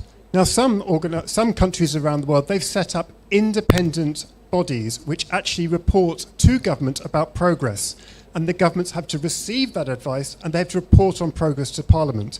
And the idea, of course, that there should be some political benefit if they do well, or political pain if they don't. So that transparency in reporting on progress against the budgets, I think, is crucial, and we've seen real change. And in some parts of the world, they're definitely on track to reduce emissions, and they're definitely on track to be ahead of the game in terms of the economic advantages of embracing a low-carbon future. In terms of businesses, I think the same. I don't think it should be socially acceptable in the future for businesses not to have net zero and nature positive targets, and for them again to outline what their own action plans are to making that change, and again to report publicly to their shareholders, to the public itself, about what they've done. And again, we as consumers, potentially as investors, we can have our say to hold those businesses to account. As I say, it should be on the agenda of every leader in every boardroom. Thank you very much. Okay, thank you. Temi Tokpe asked a question about how to get the National Council on Climate Change to work. One thing is clear. The National Council on Climate Change is the highest body that is going to manage issues about climate change in the country, in line with this act. And I'm happy to say that, yes, it took a while before it was inaugurated. Mr. President did that, I think, September last year, but he assented to the bill on the 17th of November 2021, 1 week after he came back from Glasgow. We're in Glasgow together, you remember. So the National Council on Climate Change is really getting ready to take off because a Director General has been appointed as required by the Act, and they're in the process of recruiting the right caliber of people to help them execute enormous functions and responsibilities that they've been assigned. So it's easy to say that, yes, we're on the right track. We have started. And let me also say that the National Council on Climate Change reports to no other minister apart from Mr. President. Because maybe I should speak now. In making the bill,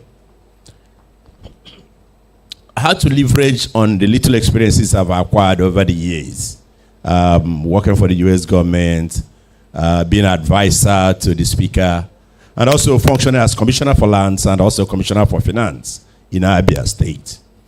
And we found out, with my own little experience, that there's something that happens when people of equal powers are asked to function, or sometimes called it interministerial committee or whatever, and you have one minister or one commissioner to head it, to implement.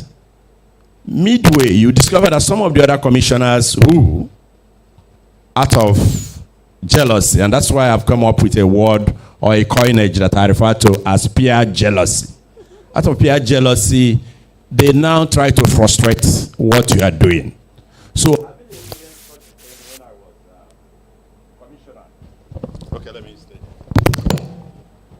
having experienced that when I was commissioner, so when I was working on the bill, I felt that there was need to have the person who appoints people to positions, that's Mr. President, to chair the National Council on Climate Change. That way, you will not see a situation where one commissioner who is jealous of the other commissioner would not, where he would sabotage the effort. So with the National Council on Climate Change, is empowered. They report straight to Mr. President, who sits. It's when he's not there, then the Vice President sits. But every other minister is a member of the council. Then that's how we talked about the youths. And there was an explanation that Mommy made about the law in Lagos State. We also have the chairman of the Governors Forum as a member of the council. We also have the president of Association of Local Government Councils as a member of the council. The reason is simple. The governor is supposed to report to his colleagues resolutions, policy directions from the National Council on Climate Change. And you know, we have the Land Use Act. The federal government hardly gets involved in what goes on in states. So you have the law, maybe for Lagos State, but the other, general law is to ensure that if you are caught doing something that is against our achieving our overall objective on the issue of climate change, then you are guilty of an offense. So this council is empowered and totally empowered. And I think there's hope in that direction, because it's going to eliminate, like I told you, what I have coined to be a peer jealousy. There was one other question she asked about.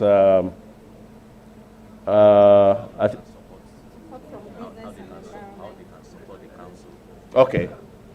It's simple. Once the council starts working well and has the support of Mr. President, I don't see anything stopping them at all, as against the other situation where people were operating in silos and were jealous of one another. Thank you. Thank you very much, sir. You just made my work a lot easier. I was wondering, how am I going to tell these people I can't take your questions and all, It's just moved on. So that's the next thing, the comment. So he's just taking his comment. So I'm just going to move on now. I'm going to ask the representative of the minister to please tell us something.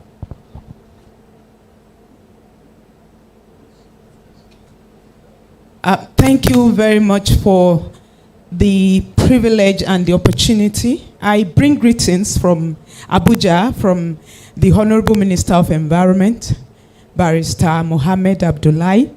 He sends his greetings to this house. And I would like to use this opportunity to appreciate the family of late Chief S.L. Edu, the Board of Trustees of NCF, the DG, and the staff of NCF for organizing this kind of a lecture for over 2 decades. This is a very great job, because this is a great awareness. I see students here, they've gained a lot today. I see business people, I see Nigerians listening to this great lecture today. And for us, it's a great plus. And I would like the House to please help me give a round of applause to NCF for organizing this kind of a very good, enlightening lecture. Thank you very much. There are so many things for me to say here. But there's one thing I just want to say here today for every one of us to understand what we mean by biodiversity loss. You see, climate change, we are getting to know climate change, all of us. The heat is telling us a lot of stories about climate change. But you see, the issue of biodiversity loss is unfolding. That means it's just coming up, and all of us are trying to see exactly where we are going. Let me give you a simple example of what biodiversity loss means. Do you know that if we decide to just eliminate the insects, take them out of the ecosystem now, do you know that we'll face serious food shortage? Because insects do pollination. And most of the food we are eating, the corn we eat, is through pollination. It's as serious as that. So when we talk of biodiversity loss, we're talking about a subject that is very, very critical to all of us seated here today. Biodiversity loss, there was a viral video I got last week about how sometimes, I don't know how true the story is, in China, they said, oh, there are too many birds. Let's kill all of them. And they went ahead and killed all the birds. You know what happened? The insects took over. They took over the environment. Why? The birds feeding on the insects were killed. And so insects took over and it ravaged all their crops. And they were without food. Biodiversity loss is a critical crisis we are facing now, plus climate change. There are two twin environmental crises. And we all of us seated here today, we have a part to play. But let me quickly let us know what is the federal government doing. So many things have been said here, but let me just let us know some of the things that the federal government of Nigeria is doing as per all these issues that we are talking about. You know, the speaker talked about the Montreal COP15 program and the agenda, that's the global framework on biodiversity. Nigeria is a signatory to CBD, and whatever was agreed, and Nigeria participated in this meeting, and all that were agreed together as a conference of party, Nigeria will make sure that we are executing and implementing all that was agreed upon as a government at that meeting. That's number one. Number two, what are we doing? We are formulating and implementing policies to strengthen all of these issues that are on ground. We have the National Forest Policy, we have the NBSAP that critically looks into biodiversity issues, how to strengthen biodiversity and our natural ecosystem. We have policies on wildlife, combating the illegal trade in wildlife. We have so many of these policies that we are formulating, and then we are implementing. For example, now we have the national forestry laws that Nigeria is working upon. I happen to be a desk officer of this, and right now it's in the process, and we have taken it to Federal Minister of Justice. And after that, we are taking it to the Parliament, that's the National Assembly, so that when this national forestry law is approved, all these issues of forestry laws will be seriously tackled and enforced, because enforcement is very critical. And apart from this, we have our nature-based solutions to the problem of biodiversity loss. What am I talking about? I'm talking about our forestation projects. We are carrying out reforestation projects. These are projects targeted at planting trees. These are projects targeted at raising trees so that we mitigate all of these issues. We are promoting agroforestry as part of the nature-based solutions. We are also into the National Great Green Wall is also an initiative that Nigeria has keyed into in Africa. What is this about? This is about tackling the issue of desertification, drought in the upper side of Nigeria. And this, to a very large extent, is resolving the issue of restoration of our landscapes at that end. We are into a lot of programs in the Federal Ministry of Environment, and we are working assiduously to make sure that these programs are done to mitigate all of these issues. Not only this, government cannot do this alone, and I think that's where all of us are gathered here today. We all have our various roles to play as individuals. What do I mean? The issue of cutting down trees. We can decide not to cut down trees. We can decide to plant trees. We can decide to form various units or groups to handle issues like this and join NCF. NCF is a national non-governmental organization working to conserve nature. And I believe that if these little groups are raised for nature conservation, I'm sure NCF as an NGO will encourage all these groups coming up. So I think at this moment, I'll take a break, and I thank you for listening. That's very nice of you. Thank you so much. So we quickly move along now. We are, I think, a bit behind schedule. And I'll just go on to Chevron. They've been one of those that's been supporting this, this lecture series for the last 21 years. And then we are also going to award some individuals. They've done well with their project, their PhD project, Big Brains. And but before that, we're just going to take a message from Chevron now. Please.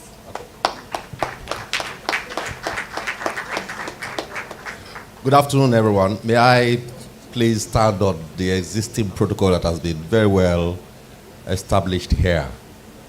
I bring you greetings from the Chairman Managing Director of Chevron Nigeria and the entire staff. Very, very pleased to be part of this event. On behalf of the Chairman Managing Director, Mr. Rick Kennedy, I'm delighted to witness the 21st edition of the annual Chief S.L. Edu Memorial Lecture. On behalf of Chevron Nigeria Limited, I thank you all for finding the time from your busy schedule to attend this event, which promises to further re-energize us individually and collectively to work towards the conservation of the environment. Significantly, it is worthy to note that Chief Edu's vision for establishing the Nigerian Conservation Foundation has continued to flourish long after he passed on. I commend the vision and I commend the President, the members of the Board of Trustees, the National Executive Council, management and staff of the Nigerian Conservation Foundation for sustaining this vision and making the NCF a stronger institution and a foremost authority in nature conservation in Nigeria and beyond. We are glad to be associated with the enduring vision of nature and environmental protection. The topic for this year's lecture, Humanity and the Twin Crises of Climate Change and Biodiversity, is very apt, and this has been very well delivered by our guest speaker here today. Thank you very much. And it seeks to address the current challenges facing our environment, promote the conservation of ecosystems that are still intact through meaningful dialogue, as well as discuss the recovery of ecosystems. Healthier ecosystems with richer biodiversity yield greater benefits for humans and other habitats. Our vision as a company to be the global energy company most admired for its people, partnership, and performance. We are committed to advancing a lower carbon future, one that meets the global needs of all people through affordable and reliable, ever cleaner energy towards achieving a more prosperous and sustainable world. For over 2 decades, Chevron has maintained an excellent relationship with the Nigerian Conservation Foundation because the foundation has proved to be a worthy partner. This partnership has produced commendable projects geared towards conserving our environment and building Nigeria's economy. One of the projects is the Lekki Conservation Center, which you all know very well, built with funds provided by Chevron Corporation in 1992 as a reserved sanctuary for the rich flora and fauna of the Lekki Peninsula. Today, the Lekki Conservation Center has become one of Africa's most prominent and most diverse urban parks. It attracts tourists from all over the world. The center is also known as a safe haven for several species of plants and animals, going extinct, and has attracted several educational researchers. Distinguished ladies and gentlemen, we are proud to support the annual SL Edu Memorial Lecture and sponsor a research grant scheme in memory of Chief S.L. Edu. We believe that to sustain our environment, there's need for continuous research to garner new and better ways to preserve nature. In this regard, since 2006, through the S.L. Edu Research Grant and in partnership with the Nigerian Conservation Foundation, Chevron Nigeria has continued to award scholarships to doctoral candidates whose research works are on environmental conservation and sustainable development. About 34 PhD students have benefited from the grant since its inception. Chevron Nigeria has also partnered with NCF on annual Work for Nature event designed to create awareness about nature conservation and good environmental practices in Lagos State. As I commend the giant strides of the Nigerian Conservation Foundation and other stakeholders, I will also urge everyone to make a personal commitment to preserve our environment, which is more threatened now than ever before. I believe that with the right sensitization and advocacy, we can collectively protect our earth. Chevron has enjoyed its partnership with the Nigerian Conservation Foundation and will continue to provide support and contribute to nature conservation and sustainable development of Nigeria. I thank you all for your kind attention and thank you for coming to this event.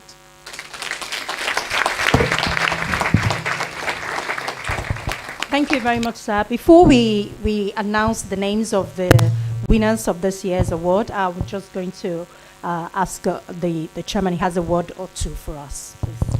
Thank you. I think to close out this session, I wanted to draw the distinguished audience attention to one or 2 points, maybe just for emphasis. I've been involved in conservation with NCF for over 30 years. And in that period, I continue still to be surprised at how bad the story on the environment really is, both in terms of climate change and biodiversity loss. I came across a statistic some years ago that 30% of all fish in the sea have some form of plastic in them. Now, that may be microplastic in many cases, but imagine if you roll forward 20, 30, 40 years, how we will be consuming, all of us, some form of plastic as we eat our fish. Wearing a different hat, and maybe more importantly for today, as a chartered accountant, the accounting profession is making serious moves towards measuring sustainability in financial statements. What that means is that a company's corporate performance will not be judged just by profit and loss, not just by dividends, but also by their attitude to the environment. Already today, there are many companies on the international scene that insist on knowing the sustainability of where their products come from their suppliers, and their suppliers even. So the world is changing, and particularly with the next generation, they are keen to know the sustainability policies of the companies they wish to work for. So there is no escape. The companies that do not want to change today will be forced to change in the next decade. It is that close. I've been, and I'm also surprised at the number of companies and individuals that are fighting for the environment. We don't hear often about all of them, but now and again I come across surprising stories of people fighting for the environment. What is still on the table, though, and needs to be dealt with is who pays the bill. So the world is continuing to discuss who pays for past crimes, if I may call it that, crimes against the environment. Meanwhile, while the debate is going on, and it's been going on for over a decade now, new crimes are being committed, and we will all pay for them. Thank you.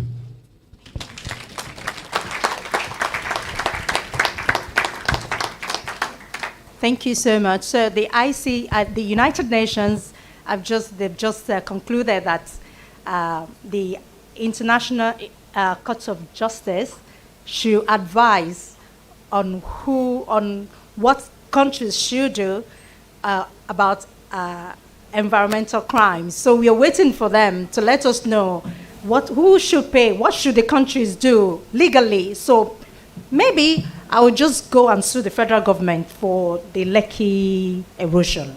Hopefully, the ICJ will give me the power to do that. You don't have to wait. I think the Honorable wants to tell us what we can do. I don't think you have to wait until you get the advisory opinion. That was just on March 27th. The Supreme Court has passed a judgment. I think that was in 2019, where the matter of local standing does not arise. So once you have seen that something has gone wrong about environment, because you know what starts in Port Harcourt today is likely to spread to Lagos tomorrow. So you are free to sue, and that's the decision. And so you don't have to wait. And we have also provided for it here that anyone is free to go ahead and sue. If you feel somebody is doing something, I think I've said, this is the third time I'm saying that here. So don't even wait for the UN Advisory Forum, International Court of Justice. I love Nigeria. Thank you.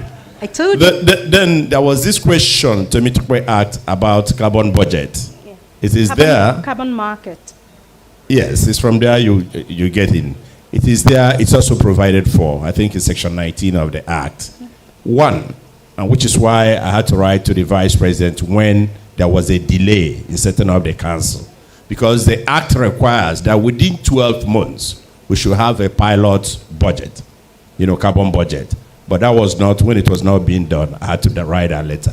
Then second, the minister responsible for environment and the minister responsible for national planning are supposed to get together and work out a carbon budget on a 5-yearly basis so as to ensure that we maintain increases. It shouldn't go above 1.5 degrees Celsius. It's contained in the Act. Thank you. Thank you very much. Thank you to the speakers. Thank you, Mr. Chairman. Thank you very much, GMD of Chevron. Thank you. And also, we've been joined by Mr. Koye Edu, is one of the representing the Edu family. You're welcome, sir. Thank you so much for joining us. And of course, during the time we've been having this interesting and exciting conversation, some other people have joined us, both online and here. We have Mr. Adeola Olabode, representing the Commissioner for Environment and Water Resources, Lagos State. You're welcome, sir. Mr. Adebayo Oshinaike, also representing the Commissioner of Agriculture, Lagos State. You're welcome. And then we have lecturers and students of Lagos State University Center for Environmental Studies and Sustainable Development. You're welcome. Your former VC was once here telling us about the environment, right? Yeah. Thank you very much for joining us today. And we have architect Ayola Onojide, who is a council member, is joined us online. Thank you, sir, for joining us. And Mr. Obi Emeke, I'm so sorry. Thank you so much. You're a life fellow of NCF. I know I didn't call your name right. I'm really sorry. Thank you for joining us. And so we're moving along now, and we're going to that exciting part where we're going to be awarding some people that are doing very well. In this, among this doom and gloom that we've been talking about, some people are actually sitting down to look for solutions. Like, we need to do something to change the tide, to make sure that we redirect things and then do it right. Dr. Onoja here, 10 years ago, was one of those that were awarded the award, is it grant now, right? The grant 10 years ago. So he's now, so he knows what it takes, for us to choose the right people. So he looked through it since he's been through the process. So today we're going to award those ones that we know. Giving them this opportunity, they're going to do right by us. So I'm going to call now the chairman, sir. Kindly join us here. And I'm also going to ask a speaker, sir. Kindly join us too. And the GMD, please, kindly join us here. Oh, sorry, it's GM. I'm so sorry.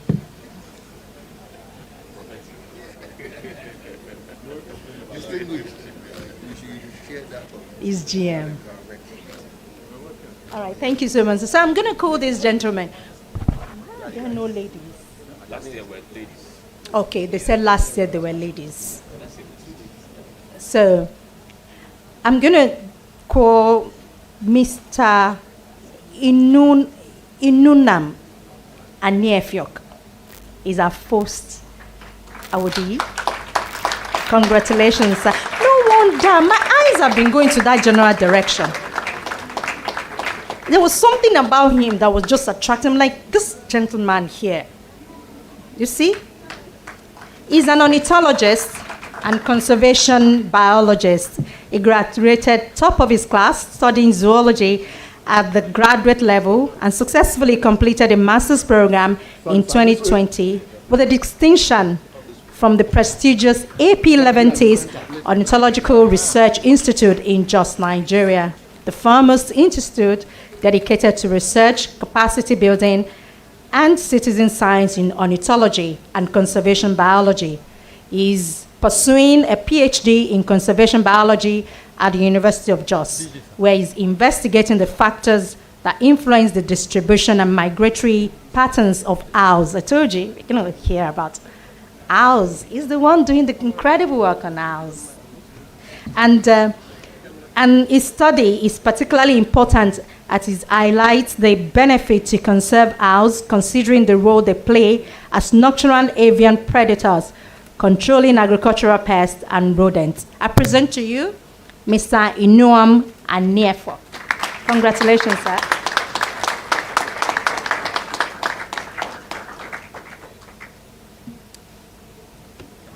Yes. I'd like to present the Professor Review Research Grant Award to Aniefo Congratulations.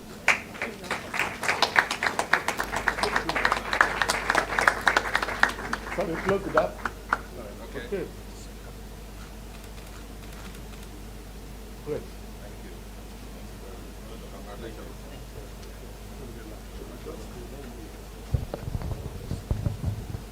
All right, the second one is Mr. Adeyinka Richard Aroyemu. He has a Bachelor of Agriculture with a bias in agricultural economics and extension from the University of Agriculture, Makurdi, Benue State, Nigeria. In the year 2008, where he was awarded a university scholarship for excellence due to his impressive academic excellence with a CGPA of over 4 points. Master of... Thank you very much. If you want to clap, please clap. He has a Master of Science degree in Agricultural Economics from the University of Port Harcourt, Rivers State, in the year 2018. He's on a doctorate of philosophy he's on a PhD in Agricultural Economics, Agricultural Finance, and Project Management at the University of Port Harcourt, Rivers State. He has completed all his coursework with excellent grades and have been mandated to proceed with his thesis. He has successfully defended his thesis proposal, which was accepted by the Faculty of Agriculture and School of Postgraduate Studies of the university. His research thesis is titled Financial Risk Management Strategies and Arable Crop Farmers' Adaptation to Climate Change in South Nigeria. He's on a field work at the moment, gathering, collating, coding, and ensuring that research data is available for analysis to aid his studies. I present to you Mr. Adeyinka Aroyemu. Congratulations.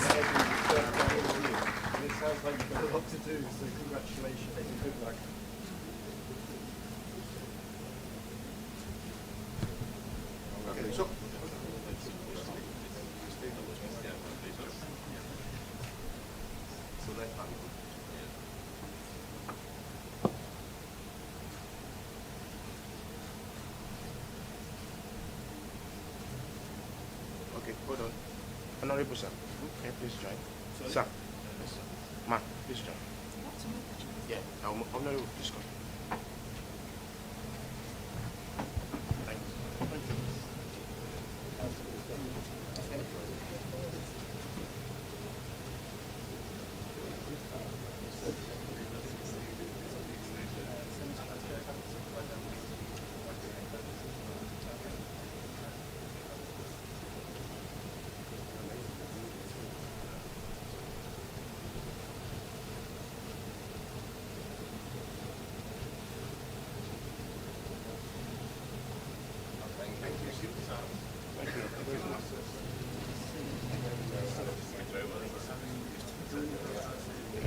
Can we go back? Yes, please, please.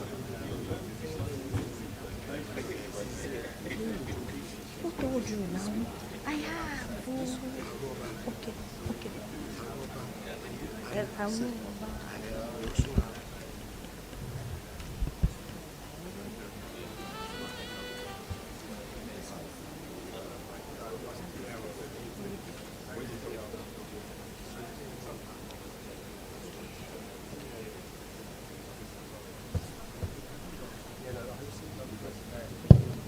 Thank you very much. I missed some names the other time. I apologize. I have here Aroba Elegushi, Chief Lekon Bakari. You're welcome, sir. We also have Venerable Ebiesua, the Vicar of Bam Church of Archdeaconry of Surulere, Archdeaconry of the Diocese of Mainland, representing the Bishop of Diocese of Lagos. You're welcome, sir. And then we have schools, T&G School, Igodo. You're welcome, students of the school. We have also students of Speed School, Igodo. You're welcome. The other time, I didn't call the name right. The school is Rodon Secondary School, Badore. Is it Rodan? Oh, I'm so sorry, ma'am. I know we are so particular about names, so I'm I'm so sorry, ma'am. It's Rodan Secondary School. That's why I'm calling it again. The other time I didn't call it right. Okay, thank you so much. Rodan Secondary School. If you're here, say hi. All right, you're welcome.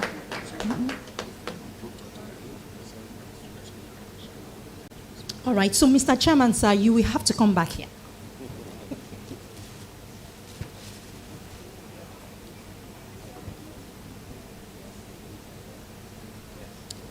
Right. So he has something for our speaker, sir.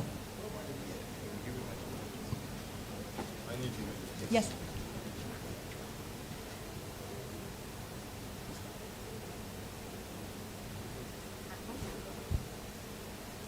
Thank you. I'd like to present this Award of Excellence to Mr. Martin Harper, Vice President, Regions and Partnerships, Acting CEO Designate for BirdLife International. Our guest speaker today at the 21st Chief Asiodu Memorial Lecture. I'm presenting this on behalf of our President, Board of Trustees, Chief Philip Asiodu.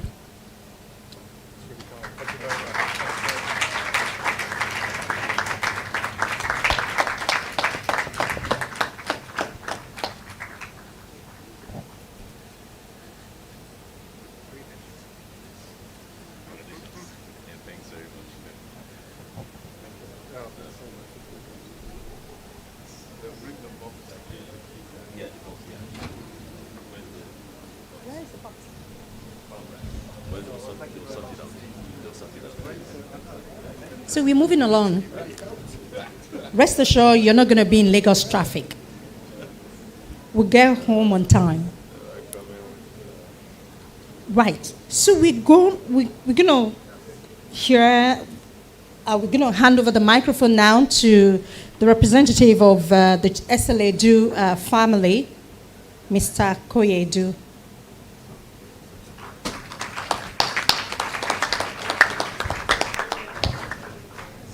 Yes, it is. Good afternoon, everybody. It's a pleasure to be here. First of all, before I give my thanks to the speaker, Mr. Harper, I'd like to make 3 observations. When I was told the date we picked for this lecture, I said it's clashing with the coronation. No? Since I don't know if he's a neutral or not, I said, well, if it's not clashing with the coronation, it's clashing with his bank holiday Monday. So you know how passionate he is to be here today, to sacrifice his bank holiday Monday, which Nigerians give 2-day public holidays, by the way, not 1 day. So, you know, it means a lot to us that you are here today. So first of all, thank you very much. My second observation, during his lecture, he referred to his age, and I thought, oops, he said born in 1970. In Nigerian political parlance, you are youth. And by the way, it's the same year as my wife's date of birth, so she considers herself youth, so you're definitely youthful.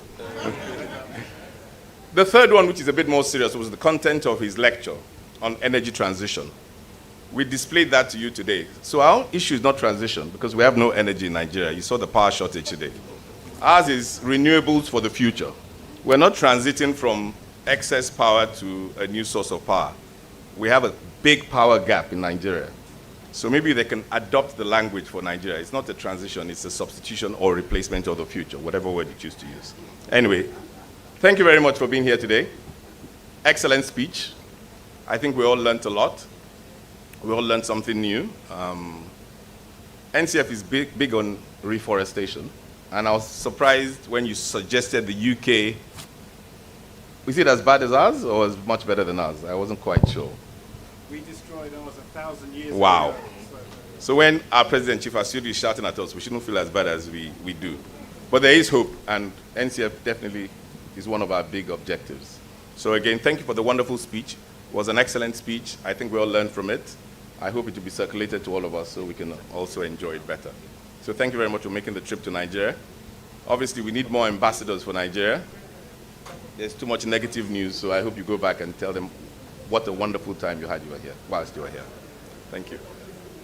Also, ladies and gentlemen, my thank you cannot stop with him. First of all, members of the high table, the representative of the Honorable Minister, the chairman of the Environment Committee, thank you very much for being here. It's a pleasure to have you here and for your very excellent contribution to this lecture. And it's nice when people talk off the cuff, so you know it's real and they know what they're talking about. So thank you very much. Before I start thanking people, I just want to finish with the high table because the chairman, who is now a senator-elect, so we congratulate him formally here today. I hope you can keep dual jobs in your new role. When he said he had been here for 30 years, we were in school together. He was a year above me, so he was one of the most serious people in our school, King's College at the time. And you can see a manifestation of that. 30 years ago, he was definitely a youth, and he was already committed to the Conservation Foundation. So I want to say a special thank you to him. I think he deserves it. Thank you very much. And for the young people, you must have heard that you have to oil, not in the wrong word, but you need a bit of capital to do whatever you want to do, right? Ideas do not work without capital. And it's called the real world, right? So when you have a wonderful idea, typically you need somebody to support that idea. If not, it remains an idea. You know, with this new world, this new internet world, my daughter is here today. She said it's amazing when she hears an idea and she knows somebody else across the pond also has the same idea. So it's not just about having ideas, it's about execution of ideas. So we have to thank Chevron. Thank you very much. Without you, we would not be here today. It's in business, they say it's better to be ahead of the curve than behind the curve. 21 years ago, conservation, people were still trying to understand. I'm sure there's no doubt, absolutely no doubt in anybody's mind today that Chevron was ahead of the curve in supporting this noble cause. Thank you very much, Chevron. So, distinguished guests, ladies and gentlemen here, we don't take you for granted. And then I must add students. I know you're either ladies or gentlemen, but I think you deserve a special mention. So distinguished guests, ladies and gentlemen, the students here today, we do not take you for granted. Thank you very much for being here.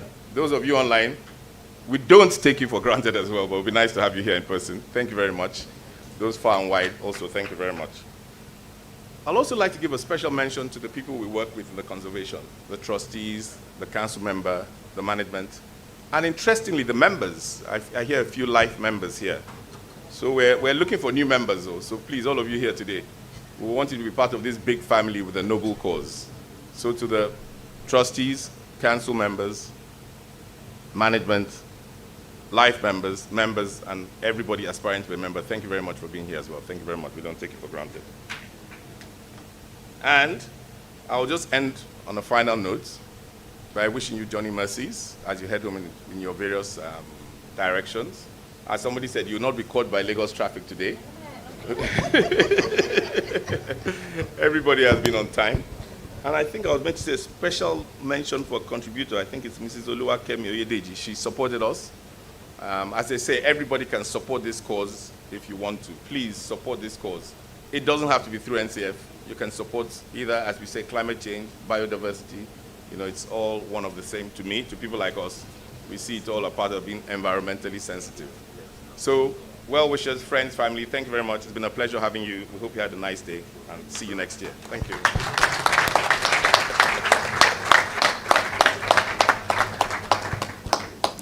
have nothing else to tell you, but that there is lunch, and you are asked to remain seated. You will be served shortly. Do have a nice afternoon. Thank you. Please help me appreciate the compare. Ladies and gentlemen, thank you very much. Please, let's remain seated and allow the people on the front row to exit so that they can be attended to. Everybody, we have enough refreshment to go around. Please remain seated. People on the first row. We also have the lecture that will be delivered is in booklet form. You will be giving. So I quickly want to appreciate the officers from Lagos State Ministry of Education, District 4. Thank you for coming. And our partners, some of our corporate members that are around: Polaris Bank, Heritage Bank Limited, Aquahead Consulting, ATC Nigeria, FCMB. Thank you. You can see some beautiful ladies on black, well-dressed ushers. One of our members has contributed to this event by giving us ushers free of charge.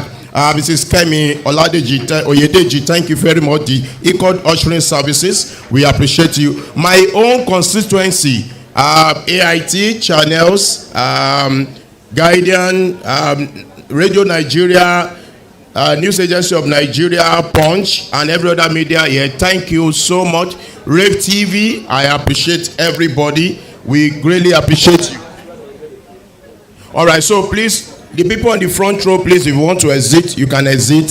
So every other person, we have the reserved space. The foyer is there for you where you'll be attended to. Please, let's remain seated to allow the people on the front row to go. All right, so we have also MBC Limited, Seplat Energy PLC, Akarat Atov Limited, and Ministry of Environment, Ministry of Agriculture, Lagos State. Thank you so much. Edu family, thank you for always being there. All the representatives of the school, the teachers, just one teacher per school. You are needed outside. Please approach the registration table. One teacher per school. Aroba, thank you so much. The Legushi of Ikatelan, we appreciate you. The White Cap Chief, Obankio, thank you so much. All the representatives from the Oba of Lagos Palace, thank you. Everybody, if you have not mentioned your name individually, please pardon us, but be sure that we recognize your presence. Those who are online, on Zoom, on YouTube, and Facebook, and every other platform that you have connected with us, we appreciate you. My own team member, the Director of Business Development and Communication, Mr. Uchenna Ashunene, thank you. The Acting Director, Technical Program for NCF, Mr. Memudu Adedayo, thank you so much. The Head of Finance, Mr. Laide Ali, thank you. All our senior managers and our managers and senior officers, all the staff of NCF, thank you for supporting and making this a success. Daniel, the one that handled this live streaming and the sound, thank you, and your team, we appreciate you. My supporter, my partners, in one way or the other, Dr. Akoredolu, Excellence, we appreciate you. Mr. Ayonda from Yabatech, thank you, I recognize you. Dr. Michelle, everybody that has come, thank you. As I'm seeing you, I can be calling your name, thank you. The shareholder in NCL, Mr. Adeleke Adebanji Oyeleke, thank you so much. Okay, we appreciate you. Mr. Smart, thank you so much, appreciate you. Thank you. Yes.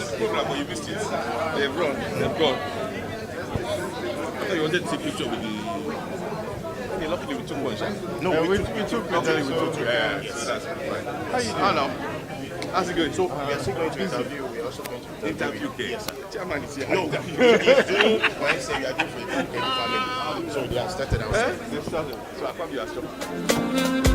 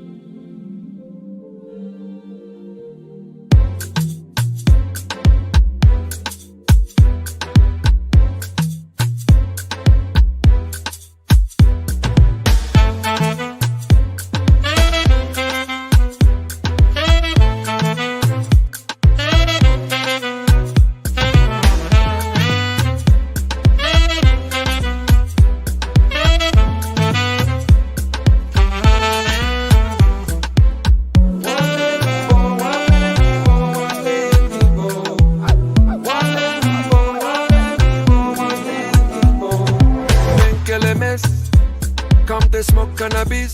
Doctor say make a pop one of this. Make me fly like say I'm Aladdin. Come bring some kind melodies. Oh, mama, myself no do pass like this. So many things inside of my jeans. I slide down the beatings, the beatings.